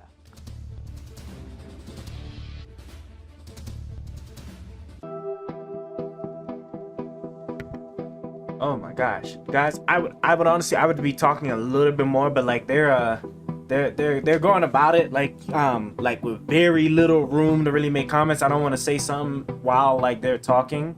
I see a lot of y'all are here today with us, so I appreciate it. If you feel like things, yeah, no, that was right I probably you're do not need to alone. lower that down a little bit. And then also too, like my AC's on full blast because like I guess we got like quite a heat wave today. So I ordered the new microphone. Okay, so I probably sound like Cheeks right now. Probably sound really close to Cheeks. But hopefully in about another week our microphone will come in. Like I said, we're going from cardioid to dynamic, so hopefully the AC won't be as much of a problem anymore, and we'll sound less like Cheeks. Okay, a little bit less like Cheeks. But man, this is I gotta say, like Trump was a little bit stronger on that second one. Yeah, actually he was when I saw him using a particular mic he was using, that's actually what made me kind of decide on it after I had found a few more reviews. The Rode 320. But of course I'm not buying the USB interface that he has. Like that's just like $3-4 grand. I ain't quite like that. I don't even know how well those things even like truly even matter. But again, I'm not an audio person, so I probably don't take my comments for it. Yeah, no, that the debate more or less is kind of it's kind of neck and neck. It was looking real bad at the very beginning. I'm not gonna lie to you, it was looking real bad. And then if anything, like people on Reddit probably gonna say that probably 20 minutes in is when the medication finally started to kick in for Biden. Cause my God, was that first stumble like really bad? Yeah, that no, that oh man, it was terrible. But then as far as the left, I really don't even know what kind of excuses they could kind of make on the left. Well, I will say that he's pulling it back up. He was kind of giving Trump the business, but then that last round, Trump seemed to have been kind of scaling it back, playing to his advantages, saying that none of these things happened while I was president and stuff. That's just that's gonna be primarily like what he leverages, and you saw that especially with the Russia stuff, right? He don't need to answer the question because he could just sit there and say you can look at my past presidency, right? None of this was going on when I was president, so when I come back, obviously they're gonna get in line because it's your boy Trump, right? That's gonna be kind of how they. And that's kind of like the strategy that he's going with for that. But it was we're neck and neck. So now this last, because this is the last break, right? It's 90 minutes. How long have we been going? About an hour 46. Okay, yeah. So this is gonna be the last stretch, baby. I wonder how they're gonna finish. How they're gonna finish this strong? Cause man, this is. I don't even know what to even think of this. All right, here we go. We're back at it. Let's see what we got. Oh, wait, these are closing statements? Oh, so that's it? You, President Biden, you have 2 minutes.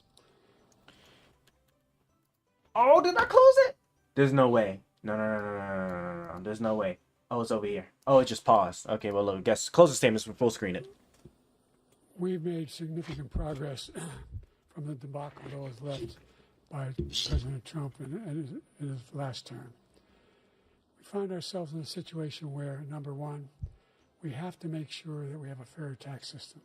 I ask anyone out there in the audience or anyone out watching this debate, do you think the tax system is fair?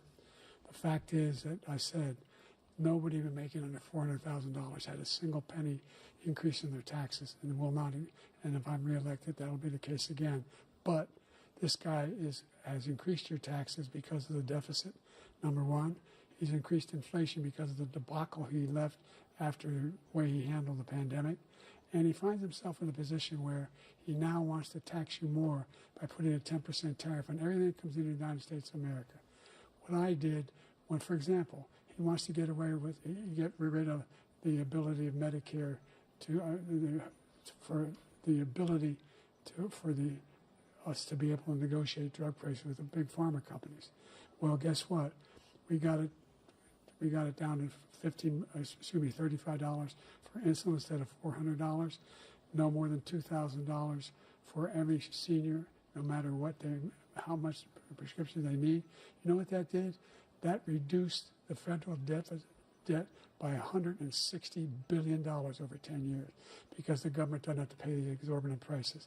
I'm going to make that available to every senior all along, it's happening now, and everybody in America. He wants to get rid of that. I'm going to make sure that we have child care. We're going to significantly increase the credits people have for child care. I'm going to make sure we do something about what we're doing on lead pipes and all the things that are causing health problems for people across the country. We're going to continue to fight to bring down inflation and give people a break. Thank you, President Biden. President Trump, you now have 2 minutes for your closing statement. Like so many politicians, this man is just a complainer. He said, we want to do this, we want to do that, we want to get rid of this tax, that tax. But he doesn't do anything. All he does is make our country unsafe by allowing millions and millions of people to pour in. Our military doesn't respect him. We look like fools in Afghanistan. We didn't stop Israel. It was such a horrible thing that would have never happened. It should have never happened. Iran was broke. Anybody that did business with Iran, including China, they couldn't do business with the United States. They all passed. Iran was broke. They had no money for Hamas or Hezbollah, for terror, no money whatsoever. Again, Ukraine should have never happened. He talks about all this stuff, but he didn't do it. For 3.5 years, we're living in hell. We have the Palestinians and we have everybody else rioting all over the place. You talk about Charlottesville. This is 100 times Charlottesville, 1,000 times. The whole country is exploding because of you, because they don't respect you, and they have to respect their president, and they don't respect you throughout the world. What we did was incredible. We rebuilt the military. We got the largest tax cut in history, the largest regulation cut in history. The reason he's got jobs is because I cut the regulations that gave jobs, but he's putting a lot of those regulations back on. All of the things that we've done, nobody's never seen anything like, even from a medical standpoint, right to try, where we can try space-age materials instead of going to Asia or going to Europe and trying to get when you're terminally ill. Now you can go and you can get something. You sign a document. They've been trying to get it for 42 years. But you know what we did for the military was incredible. Choice for our soldiers, where our soldiers, instead of waiting for 3 months to see a doctor, can go out and get themselves fixed up and readied up and take care of themselves, and they're living. And that's why I had the highest approval rating in the history of the VA. So all of these things, we're in a failing nation, but it's not going to be failing anymore. We're going to make it great again. Thank you, former President Trump, President Biden. Stay with us because we have full analysis of this debate. Anderson Cooper and Aaron Burnett starts now on CNN.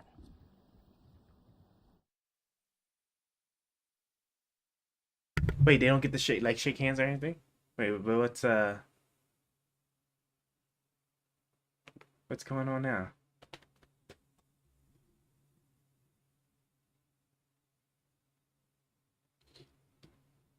Oh, this is awkward.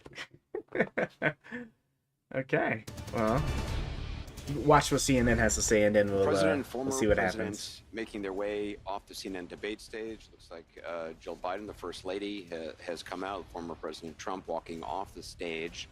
The first debate of the 2024 campaign and the earliest presidential debate ever now in the books. And in front of Burnett, the first word on what those voters might make of it from our political professionals, from our CNN Flash poll and swing state focus group.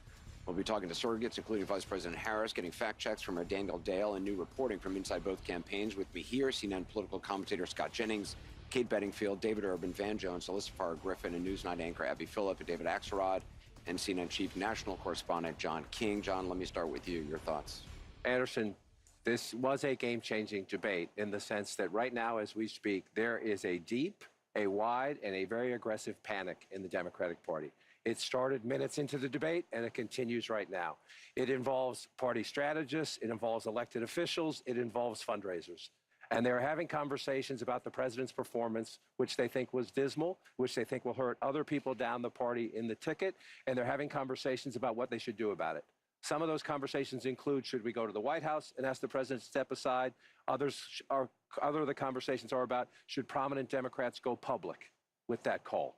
Because they feel this debate was so terrible. They do say, in moments in the debate later, the president got better and got his footing, but then at the end, even his closing statement was a little halting. The contrast between the two candidates. Let me be clear.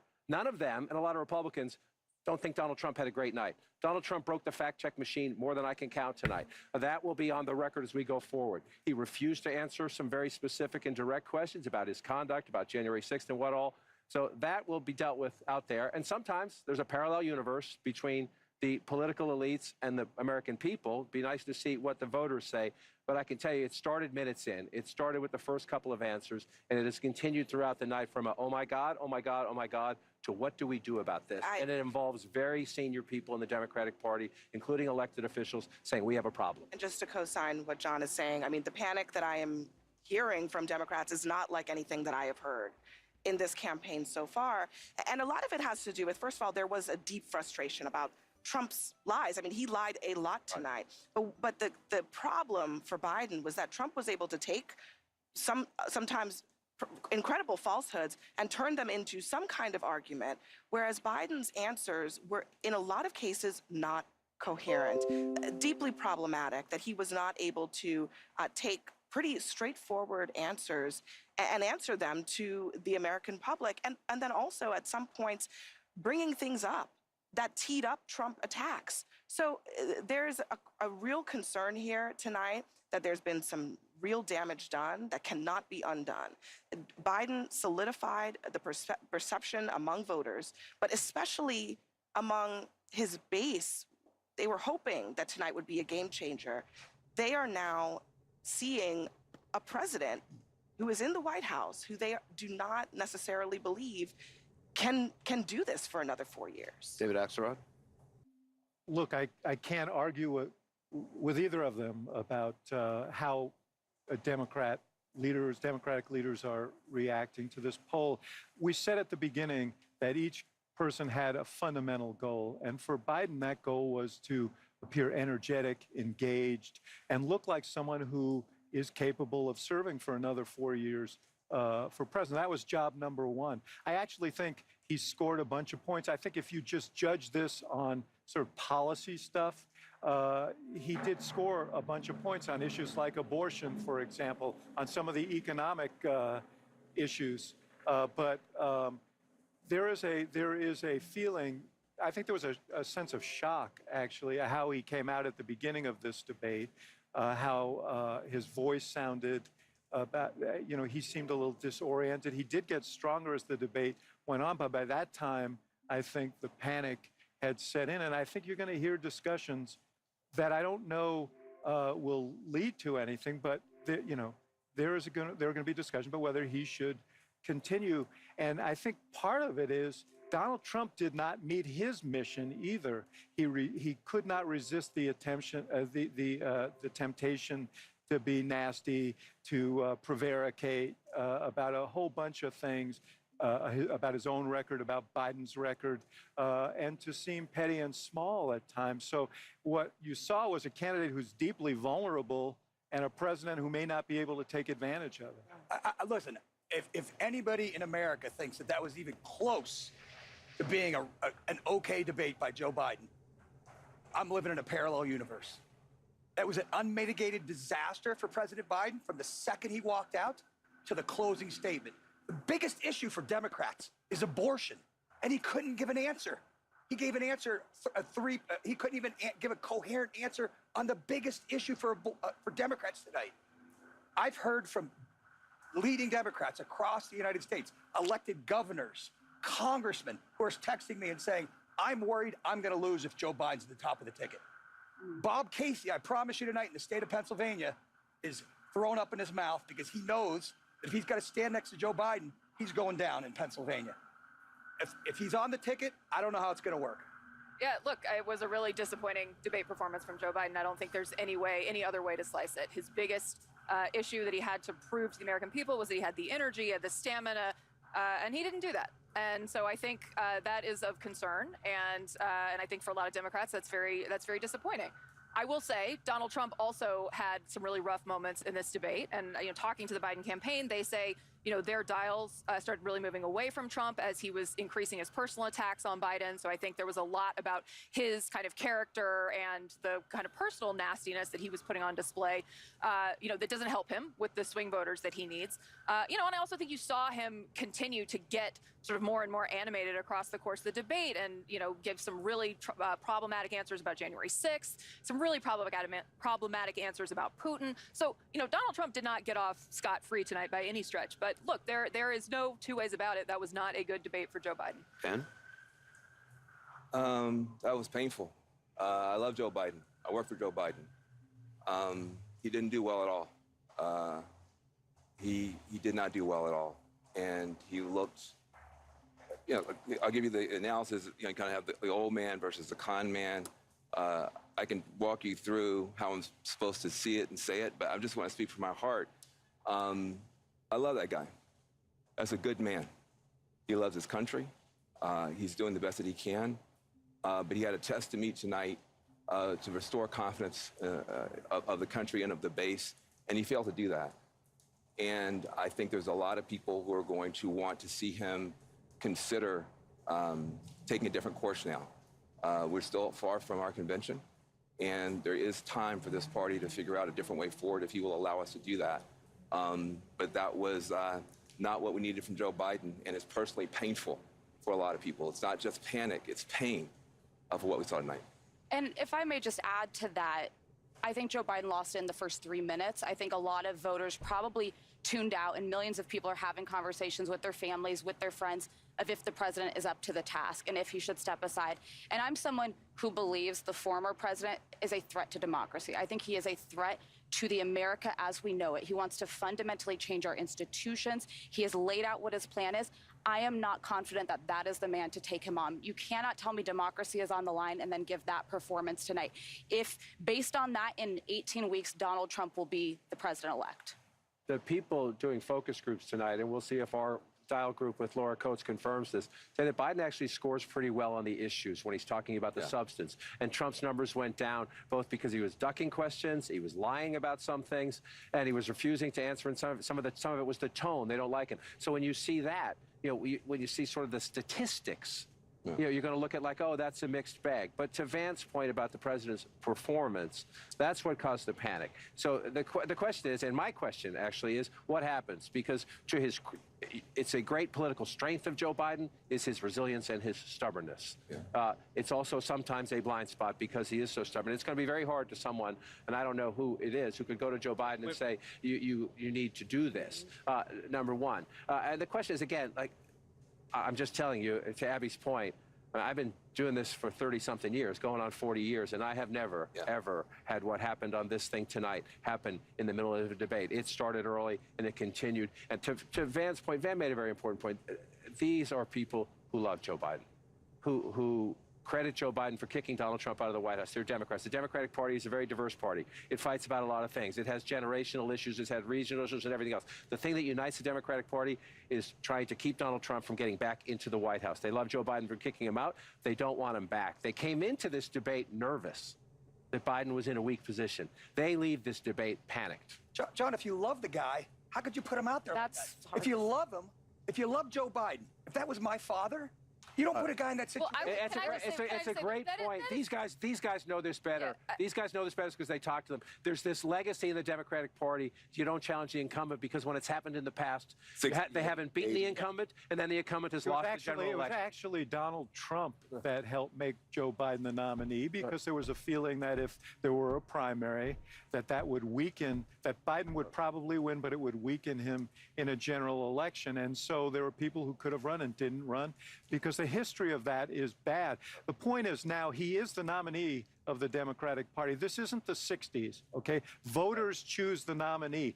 He is the nominee. Only he can decide whether he's going to continue. And as you point out, and as Kate knows very well, this is a guy with a lot of pride and who believes in himself.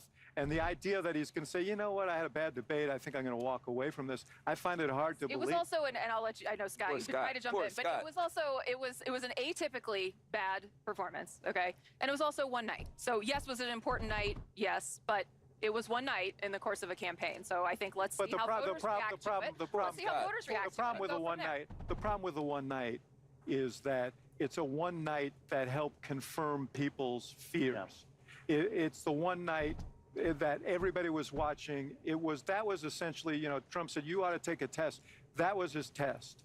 And people are going to feel that he came up wanting, not on the substance. I think he actually won on the substance. I don't think Trump did well.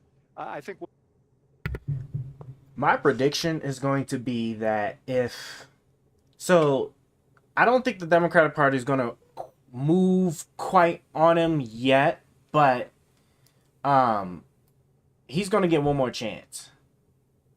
Oh yeah, Paul Ryan had ran, it would have been a wrap. Like I think that he's going to get one more chance.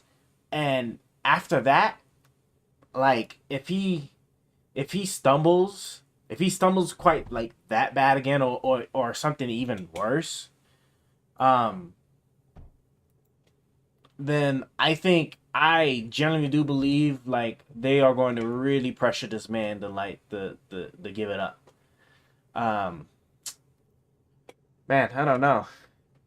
Trump did bad, but he didn't. I don't think he did. It's crazy because I'm trying to think like what would be more important, like somebody that lies about a majority of what they did and led to a lot of the problems, or somebody else that you think that they literally might just like croak in the next couple of months. I don't know. what it says to a lot of people, a lot of active Democrats is, man, we can beat this guy, but I don't know if we can beat him with the president. Scott, we haven't heard from you. When we came on before this debate, I said I thought this candidacy was teetering. And everybody jumped on me. Yes, we did. Yes, we did. Every single person out here. And I just, the candidacy has fallen, okay? Van, I know you're speaking from your heart. I'm worried about the president. We should pray for the president. I think his advisors, I think the White House, and I think his family have a lot of explaining to do to their party and to the American people. This night, this one night, was caused by and asked for by the Biden team. They wanted this night. And this is what we got. We have been told for weeks by Democrats who say, oh, in private meetings, I've seen Joe Biden do cartwheels and handstands while doing trigonometry while solving all the nation's problems. We now know that every single person who said that has been lying to the American people. Including Kevin McCarthy? We've been told, Kate. I mean, I'm just saying. Kate, everything we've been told about his mental acuity by these Democrats has been a lie, and everything we think we knew has been confirmed. I got a text from a friend. She's not terribly political. She'd maxed out to Biden in the last election because she hates Donald Trump. She said to me, I will never forgive the Democratic Party for this election. If the Democrats truly believe that he is an existential threat to democracy, and that's not just some talking point, they will wake up in the morning and they will do something else because this is not sustainable. That's another point about there are Democrats who are panicking, and then there are a lot of Republicans who did not want to vote for Donald Trump, who do not want to vote for Donald Trump, who are also panicking tonight. I heard from one who said, this is scary. That's how it was described to me. And I'd second that. There were a lot of those feelings, not just from the base of the party, but other people who really think that there should be an alternative to Trump, who they think is dangerous. And that's the other part of what is unfolding tonight in terms of the panic that is out there. You already have, coming into this debate, support for third-party candidates, Robert F. Kennedy Jr. highest, and then Jill Stein and Cornel West nowhere near as close. But if you add it all up, you get into the teens in most states when you do that. I think one byproduct out of this is watch and see if those numbers go up a little bit. I'm not saying they're going to go up anywhere like a Perot standard, but you get to third-party candidates getting into double digits, then that's really starts to twist your electoral math state depending on who they're drawing from state by state. This was already a very complicated race. This is within number one, the biggest complication right now is the conversation with the Democratic Party. But the other complication is going to be if Joe Biden stays put, and Kate's right, maybe there'll be another debate. I'm not sure Donald Trump's going to agree to a second debate. Biden's going to need it now. I'm not sure Trump's going to agree to it if the dynamics of the race change. They'll never and I would meet also again. watch the third party. I just want to say one thing. Yeah. Especially to you two guys. If, for whatever reason, there's a change at the top of the ticket, you guys are in trouble with Donald Trump, because the guy who was up there tonight is not a guy who's going to inspire people. He did not show in any way that he has changed from the guy who people don't have a very positive opinion of for a lot of good reasons. I think Donald Trump won several policy exchanges tonight. I think he did well on immigration. I think he did well on the economy. I think he did well on inflation. I think he went back to Afghanistan as he should have.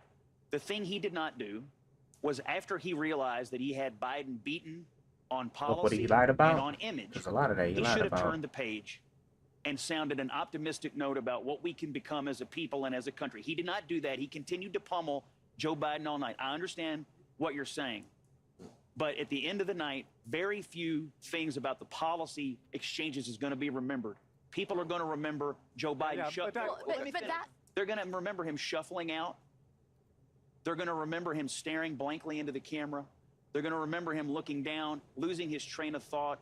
And they're going to remember that everything I thought I knew, but the White House told me don't believe my own eyes, is actually true. But that's not what I'm saying. What I said, Scott, was if Joe Biden were not the candidate, if there was another candidate, Saying I there's think somebody Donald else, Trump would and be it's in deep. probably true.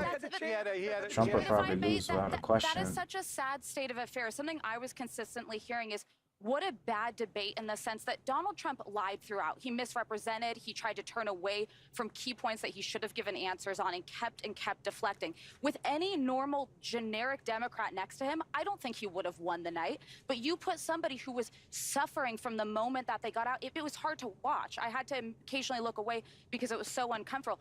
I think America deserves better than the options that are in front of them. It's really devastating. And by the way, our allies are watching. Yeah, look, I mean, the way that I would try to phrase it if I were less emotional is, My faith in Biden has definitely weakened. I gotta really see how the second debate goes. Biden And then at that point, I gotta figure out. you look terrible. I gotta figure out like Trump who's spoke plainly, but he lied the whole time. who's probably gonna do And he something. looked I don't good, But know. his policies were terrible. I mean, he's gonna do nothing on. He is gonna climate get a chance. change, I he's promise upping you he's the gonna get taxes on another abortion. chance. I mean, his policies are terrible. So you have It's his somebody mental who acuity that's gonna be the probably problem. shouldn't be president, And- and you have somebody who cannot be president in terms of what Donald Trump represents. So we have a problem as a country now, and this might be an opportunity for people to come together and figure this out. You Because know, neither one of those. because you know the thing is like just like what exactly? I mean, the president sets the tone and does a lot of the guiding on how the nation ought to be. And Congress the one that really like decides what laws get to be passed. So I mean, if Biden, if we were saying that Biden was to be reelected, like, well, if any president was, I'm trying to think, right? Because I mean, Trump didn't pass anything, really. So maybe the presidency really does matter. But Trump didn't pass anything. It's the problem, and he had both the House and the Senate. And the only thing I clearly remember is just him trying to take away the Affordable Care Act. That what's his name, man? The prisoner of war guy. I do not remember his name. McCain, John McCain, right? That John McCain essentially died to protect as his his last vote. So, I don't know. It's really hard to say. As I say, it's like on one hand, I actually do kind of feel like the president doesn't necessarily do anything, but then on the other hand, they really do push a lot of the pace and guidance for quite a lot of things. And then as head of the executive branch, right? There's quite a bit that I guess they do involve themselves in. That's then when we're talking about foreign policy. Foreign policy, I think, is the one that probably might scare me the most, right? Of all the things, I think like the foreign policy is the one that the presidents have like probably the most influence over. Yeah. Go ahead and just keep a little bucket with you to just collect those tears, cause it's gonna be a rough week. It's gonna be a rough couple of days on the internet. I promise you this. It's gonna be a rough couple of days on the internet. I gotta see how some other people are taking it. It's gonna be a rough couple of days. People need a miracle on the second debate. And the thing is that one thing is that they saying was right is that technically Trump could pull what he did now. He could pull what he did with what's it called? The damn Republican debates, right? And just not show up at all. Because now he's in a position now where like if he was if another debate did not happen, he needs to be focus and actually convey. Because the thing is that he didn't have a problem. Oh, my robot. Well, hold on. Let me put it up to the side. You go back to the route. He didn't. It's not that he couldn't focus on a topic. He couldn't make himself coherent enough to make it seem like he was speaking on one topic. And then the thing is like I honestly, I truly do think that what I'm hoping for, this is like, okay, this is gonna be my best case and this is gonna be my worst case. My best case thing is going to be that with all of the pressure about his age and everything, and then all the people taking shots at him on both sides, taking shot at the president, that it got to him and he was pushing himself a little faster than what he ought to be doing, and that's what made him like trip up, especially at the beginning, is because he was trying to like convey something that he would have been able to convey successfully if he wasn't pushing himself to rush or seem like super clear at all times, right? It's okay to like stumble and like mess on, like Trump like had like really minor ones and then caught himself. It seemed like Trump was a little bit better at that. But now worst case scenario is just that he is really getting old. And then if that's the case, then the second debate is going to put the nail in the coffin, and then after that, then they are going to they're going to have to figure something out. He is going to have to step aside, probably. Because I want to see what else he could possibly do. I'm really hoping it was just a rush case thing, which is likely, but which could very well be likely the case, but I don't know. The second debate is important. Yeah, I'm saying everything's gonna be on the second debate, and the thing is, the ball's in Trump's court. Like Trump could really hold Biden right now and be like, you know something, I'm doing so well, and I already mopped the floor with him and showed you guys just how senile the man is. So I'm not even gonna debate him no more. I'm gonna just let him debate himself. just oh my gosh, man, just. He could probably like, and the thing is, it'd probably work out for him, because then it's kind of a wrap. If they do end up getting another debate and that was really the only problem was, and he just fixed that, then he'll be good. Cause I'll tell you that one stinger he did, where he was just like, oh yeah, you essayed a woman, you groped, you goddamn, sex with a porn star, and all these things, like verifiable facts while your wife is pregnant. I was just like, Jesus Christ, it just, oh my God, man. There's been the thing since the beginning. He is old. He is old. I'm shocked because he did so well in the State of the Union. He see, that's what I'm saying. He did really well in the State of the Union. And he just got the talk, and even when he was interrupted, like when what's her name, Major Taylor Greene had even interrupted him, right? He even sat there, the little button thing, and talked about the lady that died and whatnot. So I'm honestly like 65. I'm like 65-35. 65 that he is probably pushing himself on a rushing side where he shouldn't have. 35 that he might be old. He might be old. I'm sorry. Man he might just be old. And Trump somehow, and that's the thing, age impacts everybody differently, and just at least perception wise for Trump, it just isn't hitting him as bad as Biden. Maybe that's the magic number. Maybe when you hit 80, right? Because I think Trump's 79. I think maybe when you hit 80, that's when the brain cells start to turn off. I don't know. But, my God, Biden's senile strategy is working. I don't know. Maybe the only way his senile strategy I think could work could be like if it was a... Okay, here's like my conspiracy. It's all a ruse. He's pretending to be senile, so that way just when it really matters and counts, like he will be doing jumping jacks and solving math equations, like I guess one guy was saying, in order to like really then show that he's much better than Trump at the right moment to swing votes. Maybe. I kind of doubt it. I kind of think he was either under pressure or he really is just old. But I'm kind of leaning on the pressure side for now. I mean, the State of the Union was only. Yeah, it was only like 3-4 months ago, right? Only like 3-4 months ago. So I don't know.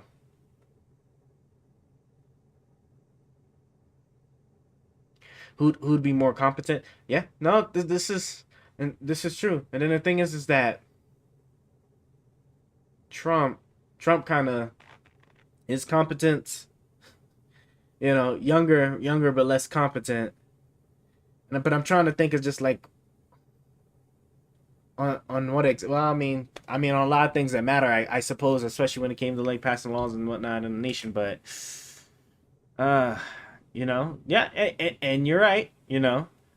Like I said, Biden has, under Biden's administration, a lot more has been done than Trump has. This is, as far as like actual laws passed and everything, this is all fact. And he let us, it's just like the last couple of presidencies, right? Under Bush, like, so under Bush, right? You know, the economy cratered, right? The 08 crash, and then Obama let us out of it and was able to keep it strong. And then Trump, right? Trump was riding on the what do you call it, the curtails? I don't even know if that's even like it's a close word for that, but he's basically riding that until he messed that up, and then after that, like I don't know, after that, right? Dropped the COVID thing, you know, is the disease that was just a sniffle or a sneeze going away by Easter. Then the economy crashed. And Biden let us out of it. And then inflation, because of how much we've been spending and all that good stuff, finally crept up, and he did everything he can and did bring it under control without going into the recession that a lot of people were predicting, you know, a lot of experts were predicting. So I'm like nervous on the inside a little bit, because man, this is just crazy. He was definitely so nervous. Trump is just too funny. I just don't know how we could live in a world thinking. I just don't know how we could live in a world thinking Trump would be a better president than Biden. The only thing that made this debate bad for Democrats is Biden's ability to be a president for another 4 years. And this is true. You know, Biden. And then, you know, the crazy thing is just that he could.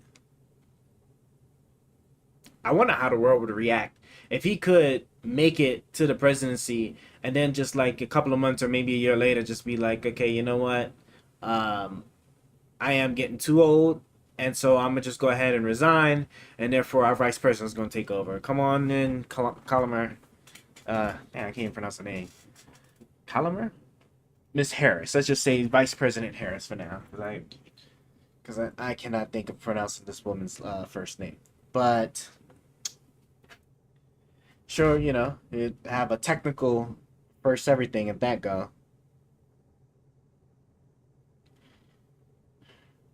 That's a bit, ooh, man, that'd be another thing too. If he doesn't do it for the good of the nation, if he flounders this second debate, matter of fact, man, when is hold on, we gotta do some research now. We gotta do some quick Googling. I have got to see. Let me hold on. Let me see what can I close this? Can I close this? Can I close this? Okay, I'm gonna play this real quick. Hold on. People right now are inspiring the confidence that they should inspire, that they can do the job in a way that would be good for the country. But young voters are up for grabs in this election, and I don't know a voter under 30 who would have watched tonight and could say, I have confidence in Joe Biden and casting my vote for 4 more years of Biden. And this opens the door, by the way, for the conversation about if Joe Biden remains the candidate, you're not voting for Joe Biden. You are voting for President Kamala Harris. Let's be honest. That is where the Trump campaign is going to go with this. They started down this road with an ad they released. Ain't that what I just said too? Like, released today. So it's going to this be Harris. Conversation about who you're actually casting your vote for, the volume is going to ratchet up. And I got news for you. She's less popular than he is.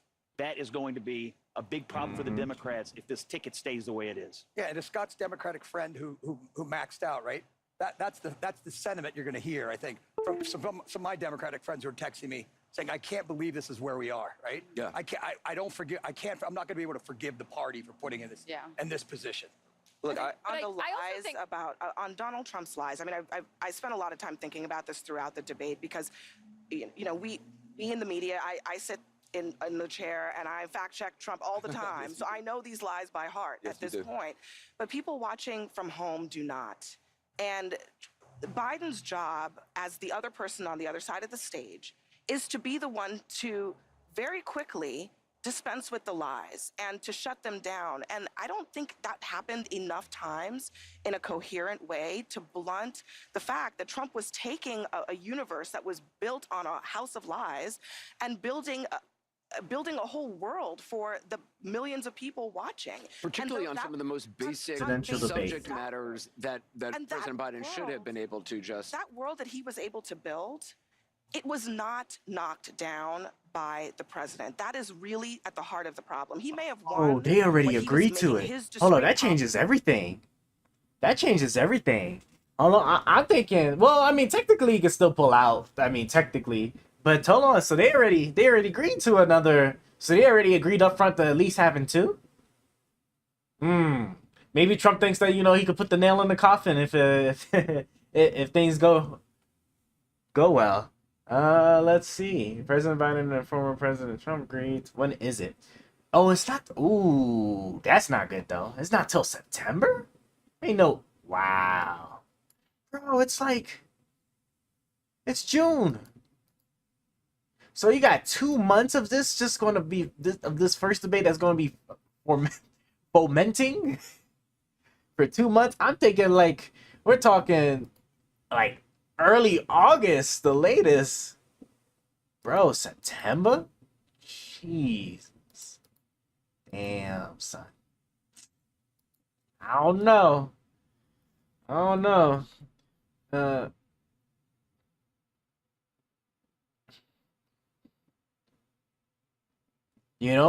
A Republican that actually would have been smart during Trump's presidency when he had both the House and the Senate and was able to confirm 3 Supreme Court judges and a lot of the judges at that point, because Mitch McConnell did his job to keep Obama from adding a lot of judges to the justice system. Yeah, they could have. They could have actually did some real, some real changes, some real damage for sure.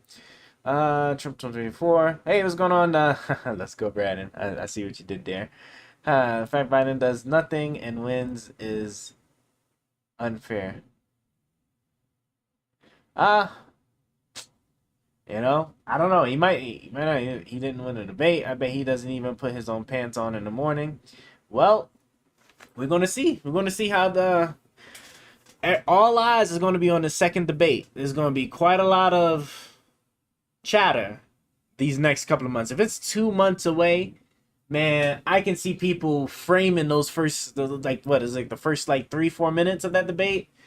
Man, goddamn, conservatives are gonna be on their news stations or whatever with the video just playing in the background on repeat while they give their shows. It's gonna be a rough 2 weeks for the Biden camp for sure. The Trump camp, besides the zingers, I don't know. He already agreed to a second presidential debate. I think because of his boastfulness, he's not going to turn it down. It would have been smart because I think he's potentially up. But that second debate, my God, if Biden pulls out, it might be a wrap. It might be a wrap. It could have been. What if this is some crazy elaborate strategy where he wanted to start off low, just to put the guard or the Republican guard down some, so then that way, because we're talking September's the next debate, and so I think there's should be 2 more after that, right? Aren't there 2 more? How many presidential debates? Because I think maybe it could be a strategy since there was such a big gap on this first one.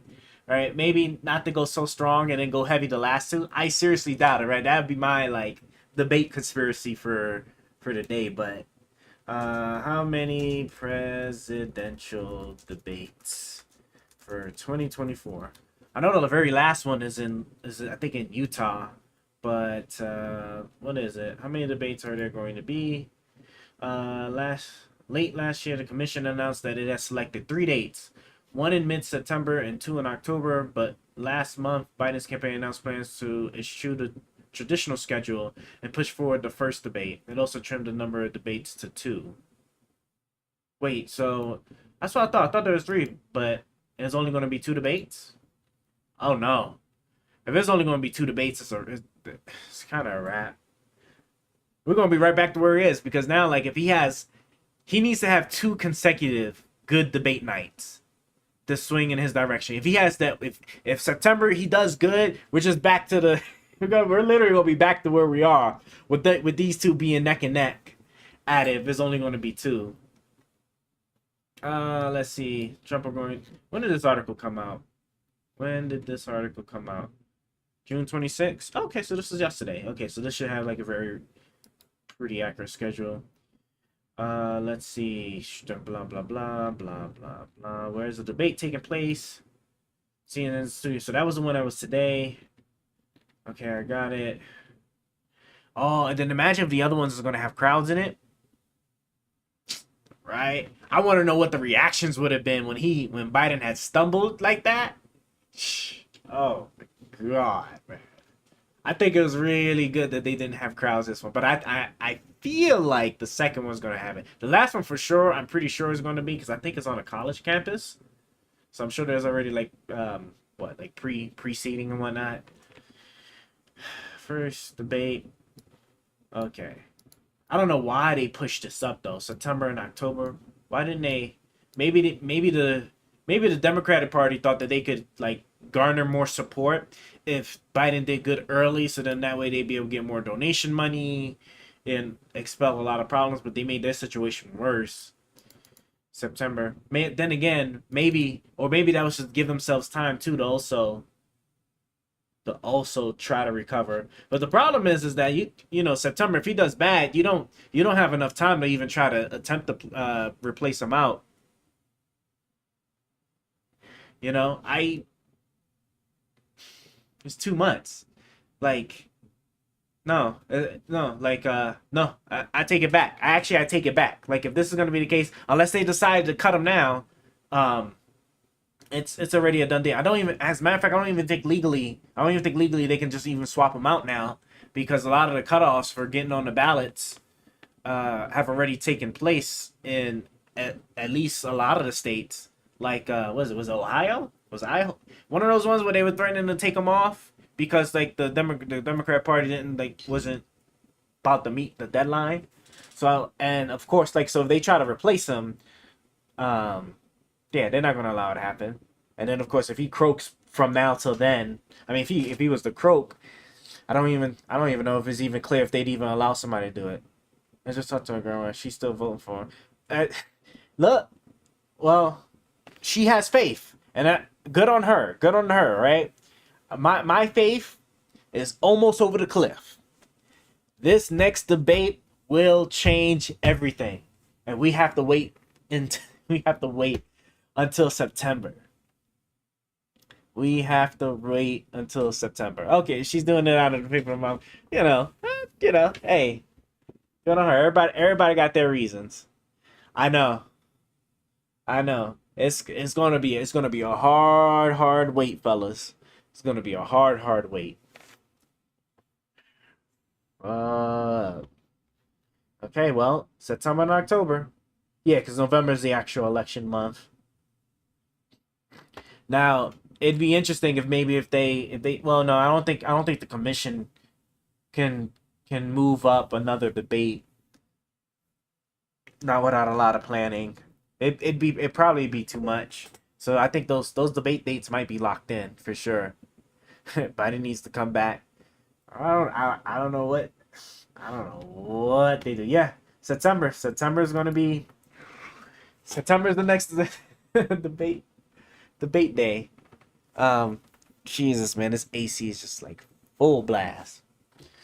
All right, well, I wonder if they at least get into the fact check. I just want to make sure I'm correct in like all my fact checking, because like WAC, I know, right? Hey, it's better to have it than to not, for sure. Because some places don't have it, like Florida. I think there's some places in Florida don't have it. I'm gonna check and see how the fact checking goes, because Trump definitely like outright lied about quite a few things, or at the very least he kind of like pivoted in a way that would absolve himself from all blame. Like the Afghan war for certain was 1,000%, 1,000% Trump's fault, because of how that whole thing was arranged from the get-go. And Biden was just shit out of luck when he came in the presidency. He did not have any levers to try and and try and make a change. Not without a bunch of bodies being dropped, either of the Afghans or of U.S. soldiers. So I'm gonna be really interested to see how this fact check goes. Let's see what they got. Policy, the points, but part of the job on the debate stage is dealing with an opponent like Donald Trump who goes like a mile a minute on things that are not true. And if you don't deal with that, Abby. I don't know if But no one at home is doing that. All I No want one to at say home is, doing that. I'm not sure. I don't think you're giving viewers enough credit. I think what they saw was the Trump that they didn't like. And I don't think he did himself a great service to but yes, and I also think we should let voters absorb this and see what they say, right? Let's look at the dials. Let's look at focus groups. Let's look at where they are next week. We can make our pronouncements, but ultimately voters have to absorb They're it. going to turn your mics off, guys. Real quickly, on the one thing that that Biden did fact check him on the Charlottesville thing, he was completely wrong. Right, so he's up there talking about Charlottesville and Trump not denouncing the two sides, and Snopes was out last week. 7 months, 7 years too late, kind of thing on the deal, and that's the thing Joe Biden's going to fact check him on, something that was proven false. We're gonna more with the panel out here. A lot of notable moments, painful moments from tonight, but as we've been talking about, perhaps a single defining one as well. This one early on. Oh, that's it. So they're not even gonna do it on this one. Okay, well, all right. I just needed to check and make sure my phone was all good here. Why can no candidate talk about Israel robbing us? Oh yeah, they did kind of skimp around the whole Israel question, I think. So that is a good point. So I don't know who you got in the PPV golf tourney. Oh yeah, that shit was funny. Oh my god, bro. When it said that, I have got to find that clip. I gotta find that clip. That little miniature exchange between like them and like who's gonna golf, going from an 8 to a 6. Jesus Christ, man. Like of all the things, I think it's crazy. I'm gonna take a Trump by Dr. Stoppage. By Dr. Stoppage by the 12th hole. Maybe. I think, well, yeah, the thing is, Biden definitely didn't present himself as somebody that looked like he might be able to pull it off. I'm worried that man might actually like pull a muscle out of his hip or something when he makes that swing. Oh my god, man. I'm sorry, Biden folks. It ain't looking good for you. It ain't looking good for him. I know. It ain't looking good for you. It's not looking good for you. But I tell you what, the come up. Thing is, there's 2 more debates. The come up, right? Because they'll let this all fester, and and the thing is, this could work out like really well for him, because if y'all remember before the State of the Union address, right? There was a lot of the same exact talk about him in his senile status. And so like when he sat there and then when he came up and he just like knocked that out of the park, right? He didn't even have to do much. He just had to just be coherent, bro. Like that was just it. So now just imagine the kind of alley-oop this might set up for him if he pulls away with the strong win September and October. If he does it back to back, it's a wrap for Trump. It would be a wrap for Trump. If he manages to pull it all back to back, it's a wrap. It would definitely be a wrap. But if he doesn't make it the second one, I don't care how fantastic his third one is. It's gonna be a done deal. It is gonna be a done deal. Who's winning that come up? I have no idea, brother. I'm gonna be honest with you. I have no idea. I don't know if maybe like Biden's gonna now like employ like super secret scientists. Hold on. It's okay, cool. If he's gonna employ like super secret scientists to like come up with some like fantastic new drug or something, or if he's just gonna like have like a little like people used to like how people would dip tobacco. If maybe he makes something of like Adderall or something. I don't know.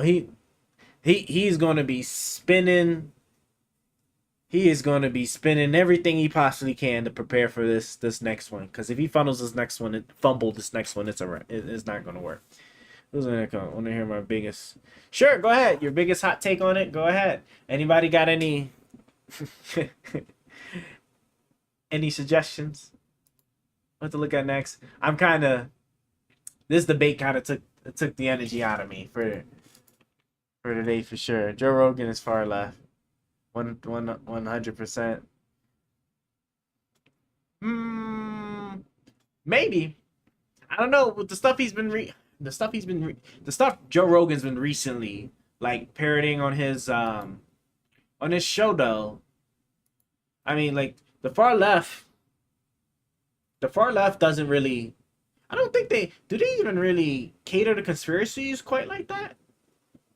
And then to be fair though, like he definitely isn't like full like all the way right for sure. I can definitely say that with certainty. His for Bernie doesn't that say much? Yeah, but like you're supporting somebody that just like you don't have to worry about them running or anything like that. So even if like they end up like being crazy or like saying something crazy, right? It won't really stick to you so much because you know he's just not gonna be like President Ron, right?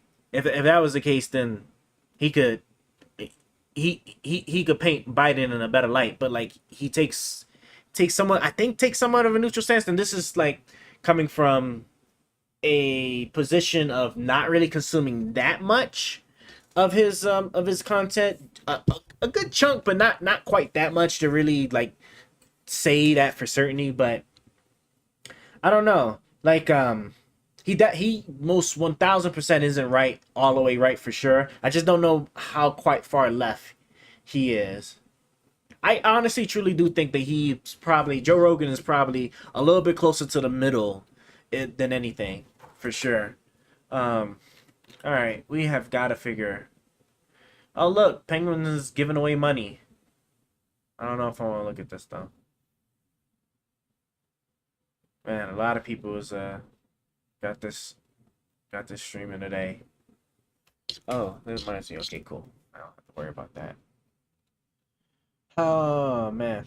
Oh, I can't wait to see how the PBD Oh my gosh. You know what? There'll be a great litmus test to see like just how extreme the right side is going to take it. Do you know what's in your cheap protein powder? Jesus, slow that down. Natural fitness athlete Paul Scott. I can't. All right, let's see what we've got. Sucralose, artificial flavors. Yeah, see, nootropic sciences. See, I already see. I'm just curious. Filled with a ton of people in audience. Really, they got nobody, right? Movie. The start. Here we go. The start. I just really want to see like their initial take. Listen, they're gonna come after him. By the way, enjoy being the guy that disagrees once in a while. There you go, Vinny. Enjoy it. Is Rumble down? Yes, according to because okay, come on. I just want to see.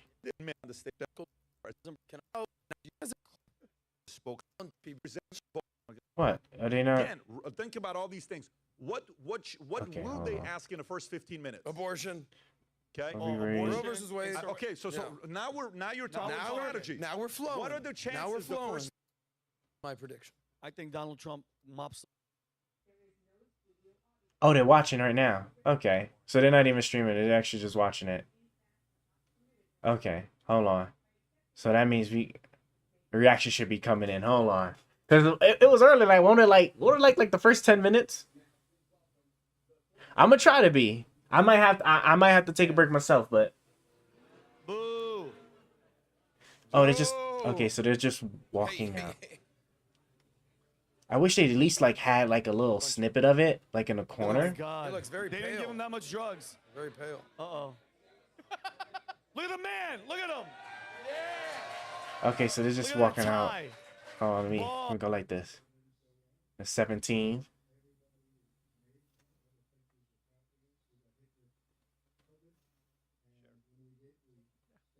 They're gonna go crazy. I know it.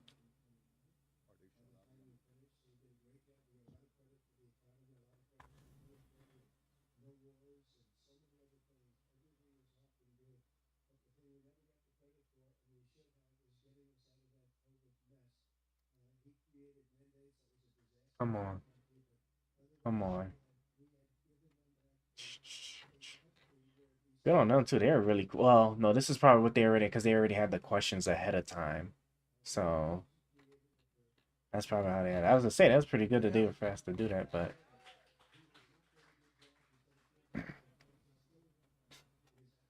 come on. Hold on, what did you say? We cannot. Oh yeah, you can't. Yeah. That's insane.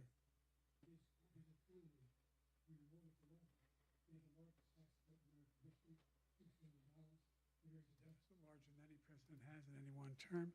He's the only president other than Herbert Hoover who's lost more jobs than he had when he began, since Herbert Hoover.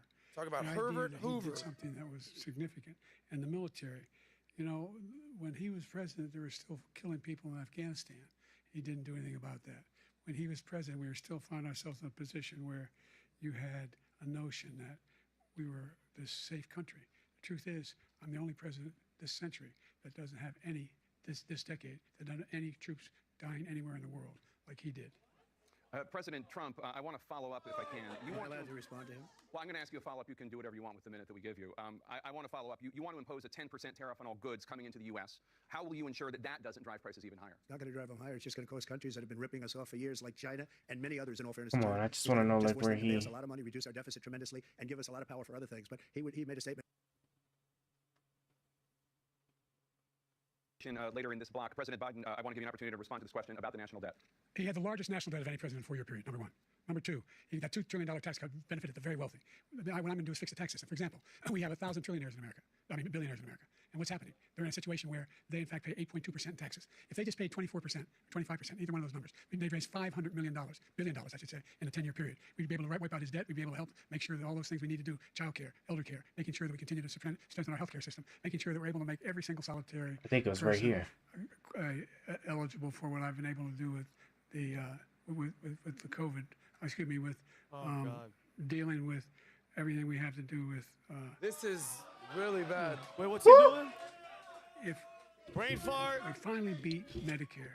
Thank you, President Biden. President What the Trump. hell was that? Well, he's right. He did beat What Medicare. the hell He was beat it to that? death, and he's destroying Medicare because all of these people are coming in. Oh, putting on no, Medicare, they're no, putting no, on no, no. Social Double speak. Security. They're going to destroy Social Security. This man is going to single-handedly destroy Social Security. These millions and millions of Hold people on. coming in, they're trying to put them on Social Security. I was He hoping will they were wipe going to out actually like speak on that because I'm Social just really Security. curious He because will wipe that out Medicare. what's So going to he be was right what's going to when be he the take finished that sentence. because I'm And pretty it's a sure shame. whatever What's take that they'll happened to take is our what I'm gonna country see in the the last 4 most years is around. not to be Oh yeah, believed. see, The yeah, see the foreign crowd, countries, I'm friends with yeah, a see lot the of crowd. people. That's what I'm They saying, can't bro. believe that Oh my the gosh, man, United it's so States good they of did not have the America, crowd we're there no at CNN. longer respected. This shit would have been They so don't bad. like us.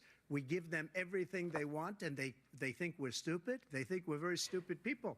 What I we're remember doing arguing for with other somebody though countries, about. and they do nothing for us. What this man has done is Let me absolutely put this criminal. a little bit Thank you, up President some. Trump. Dana? This is the first presidential election Are since they- the Supreme Court No, they're not overturned going Roe to v. talk Wade. about it. This morning, the court ruled on yet another the states and pills. And the Republicans. Huh? Okay, so I guess they probably watching the. Okay, yeah, that makes sense. Beautiful. I'm gonna have to pay you another time. Okay, no. Okay, but yep, like I said, I saw the I saw the reaction on the crowd's faces, for sure. But when that happened, but like, look.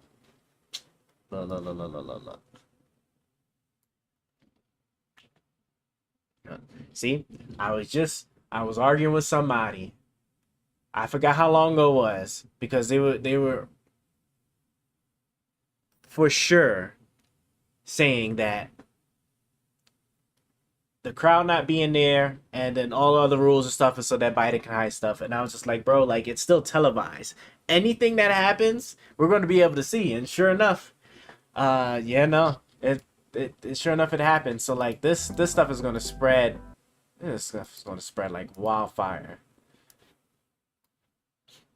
on the internet. I'm just waiting to see where all the clips at. Can my mouse stop acting shady for 1 minute? Explosive debate round 1. So these are the replays.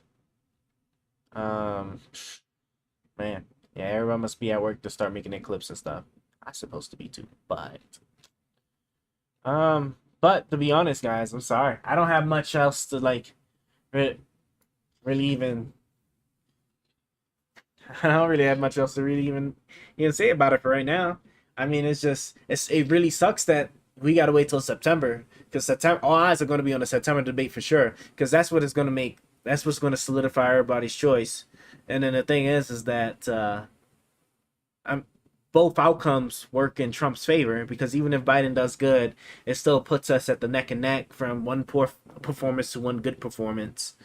So then, I mean, at that point, like, then the last debate in October, I don't know how much like weight that one to really truly have. These first two are really was going to set the tone.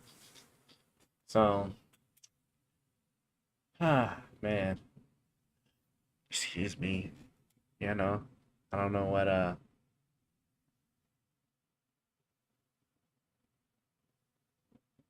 me see. Yeah, I was hoping people was going to be pumping up their clips already, but yeah, we'll probably have to catch it tomorrow. So what's today? Today Thursday? Man, today's Thursday, guys. I'm gonna hop on. I am gonna hop on. I'm gonna put it in the chat too. I'm gonna put it in the chat. I'm gonna hop on in about another hour, right? I had to rush so much of my life. Had to rush so much of it to make sure I try to catch the debate live. Okay, so like I'm like super behind on a few things, and this AC is like really getting on my nerves too. So I gotta handle it. But yeah, I'm gonna go eat. We already showered. We were able to shower, so I'm gonna just eat, and then we are going to. I don't know what we're gonna look at. I don't because I mean the clips aren't gonna be ready, and people's takes on it aren't gonna be ready. As a matter of fact. How I would love to see. You think there's some clips?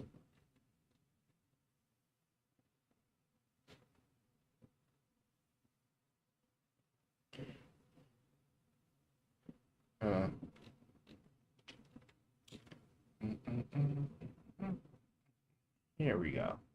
Let me check this one, and I'm gonna check this one. He's like the last person I'm gonna sit here and check, and doesn't look like.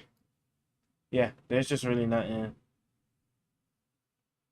Yeah, there's just ain't nothing. There ain't nothing out right now. Everybody's probably clipping it up right now. So yeah, I guess we'll just have to wait and see what happens. All right. Well, I'm gonna be back on in probably like another hour. Roughly, give or take, and then after that, I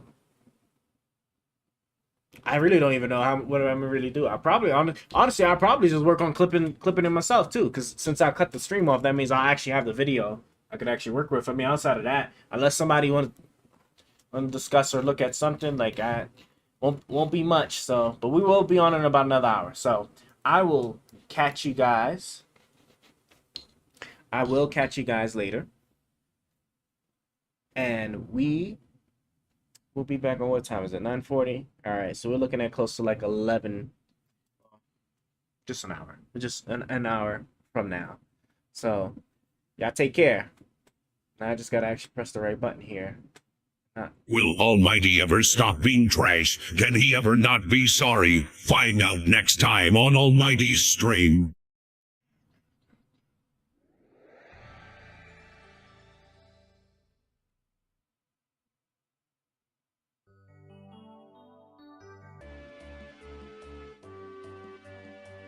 Appreciate everybody that stopped by. There's quite a lot of y'all today.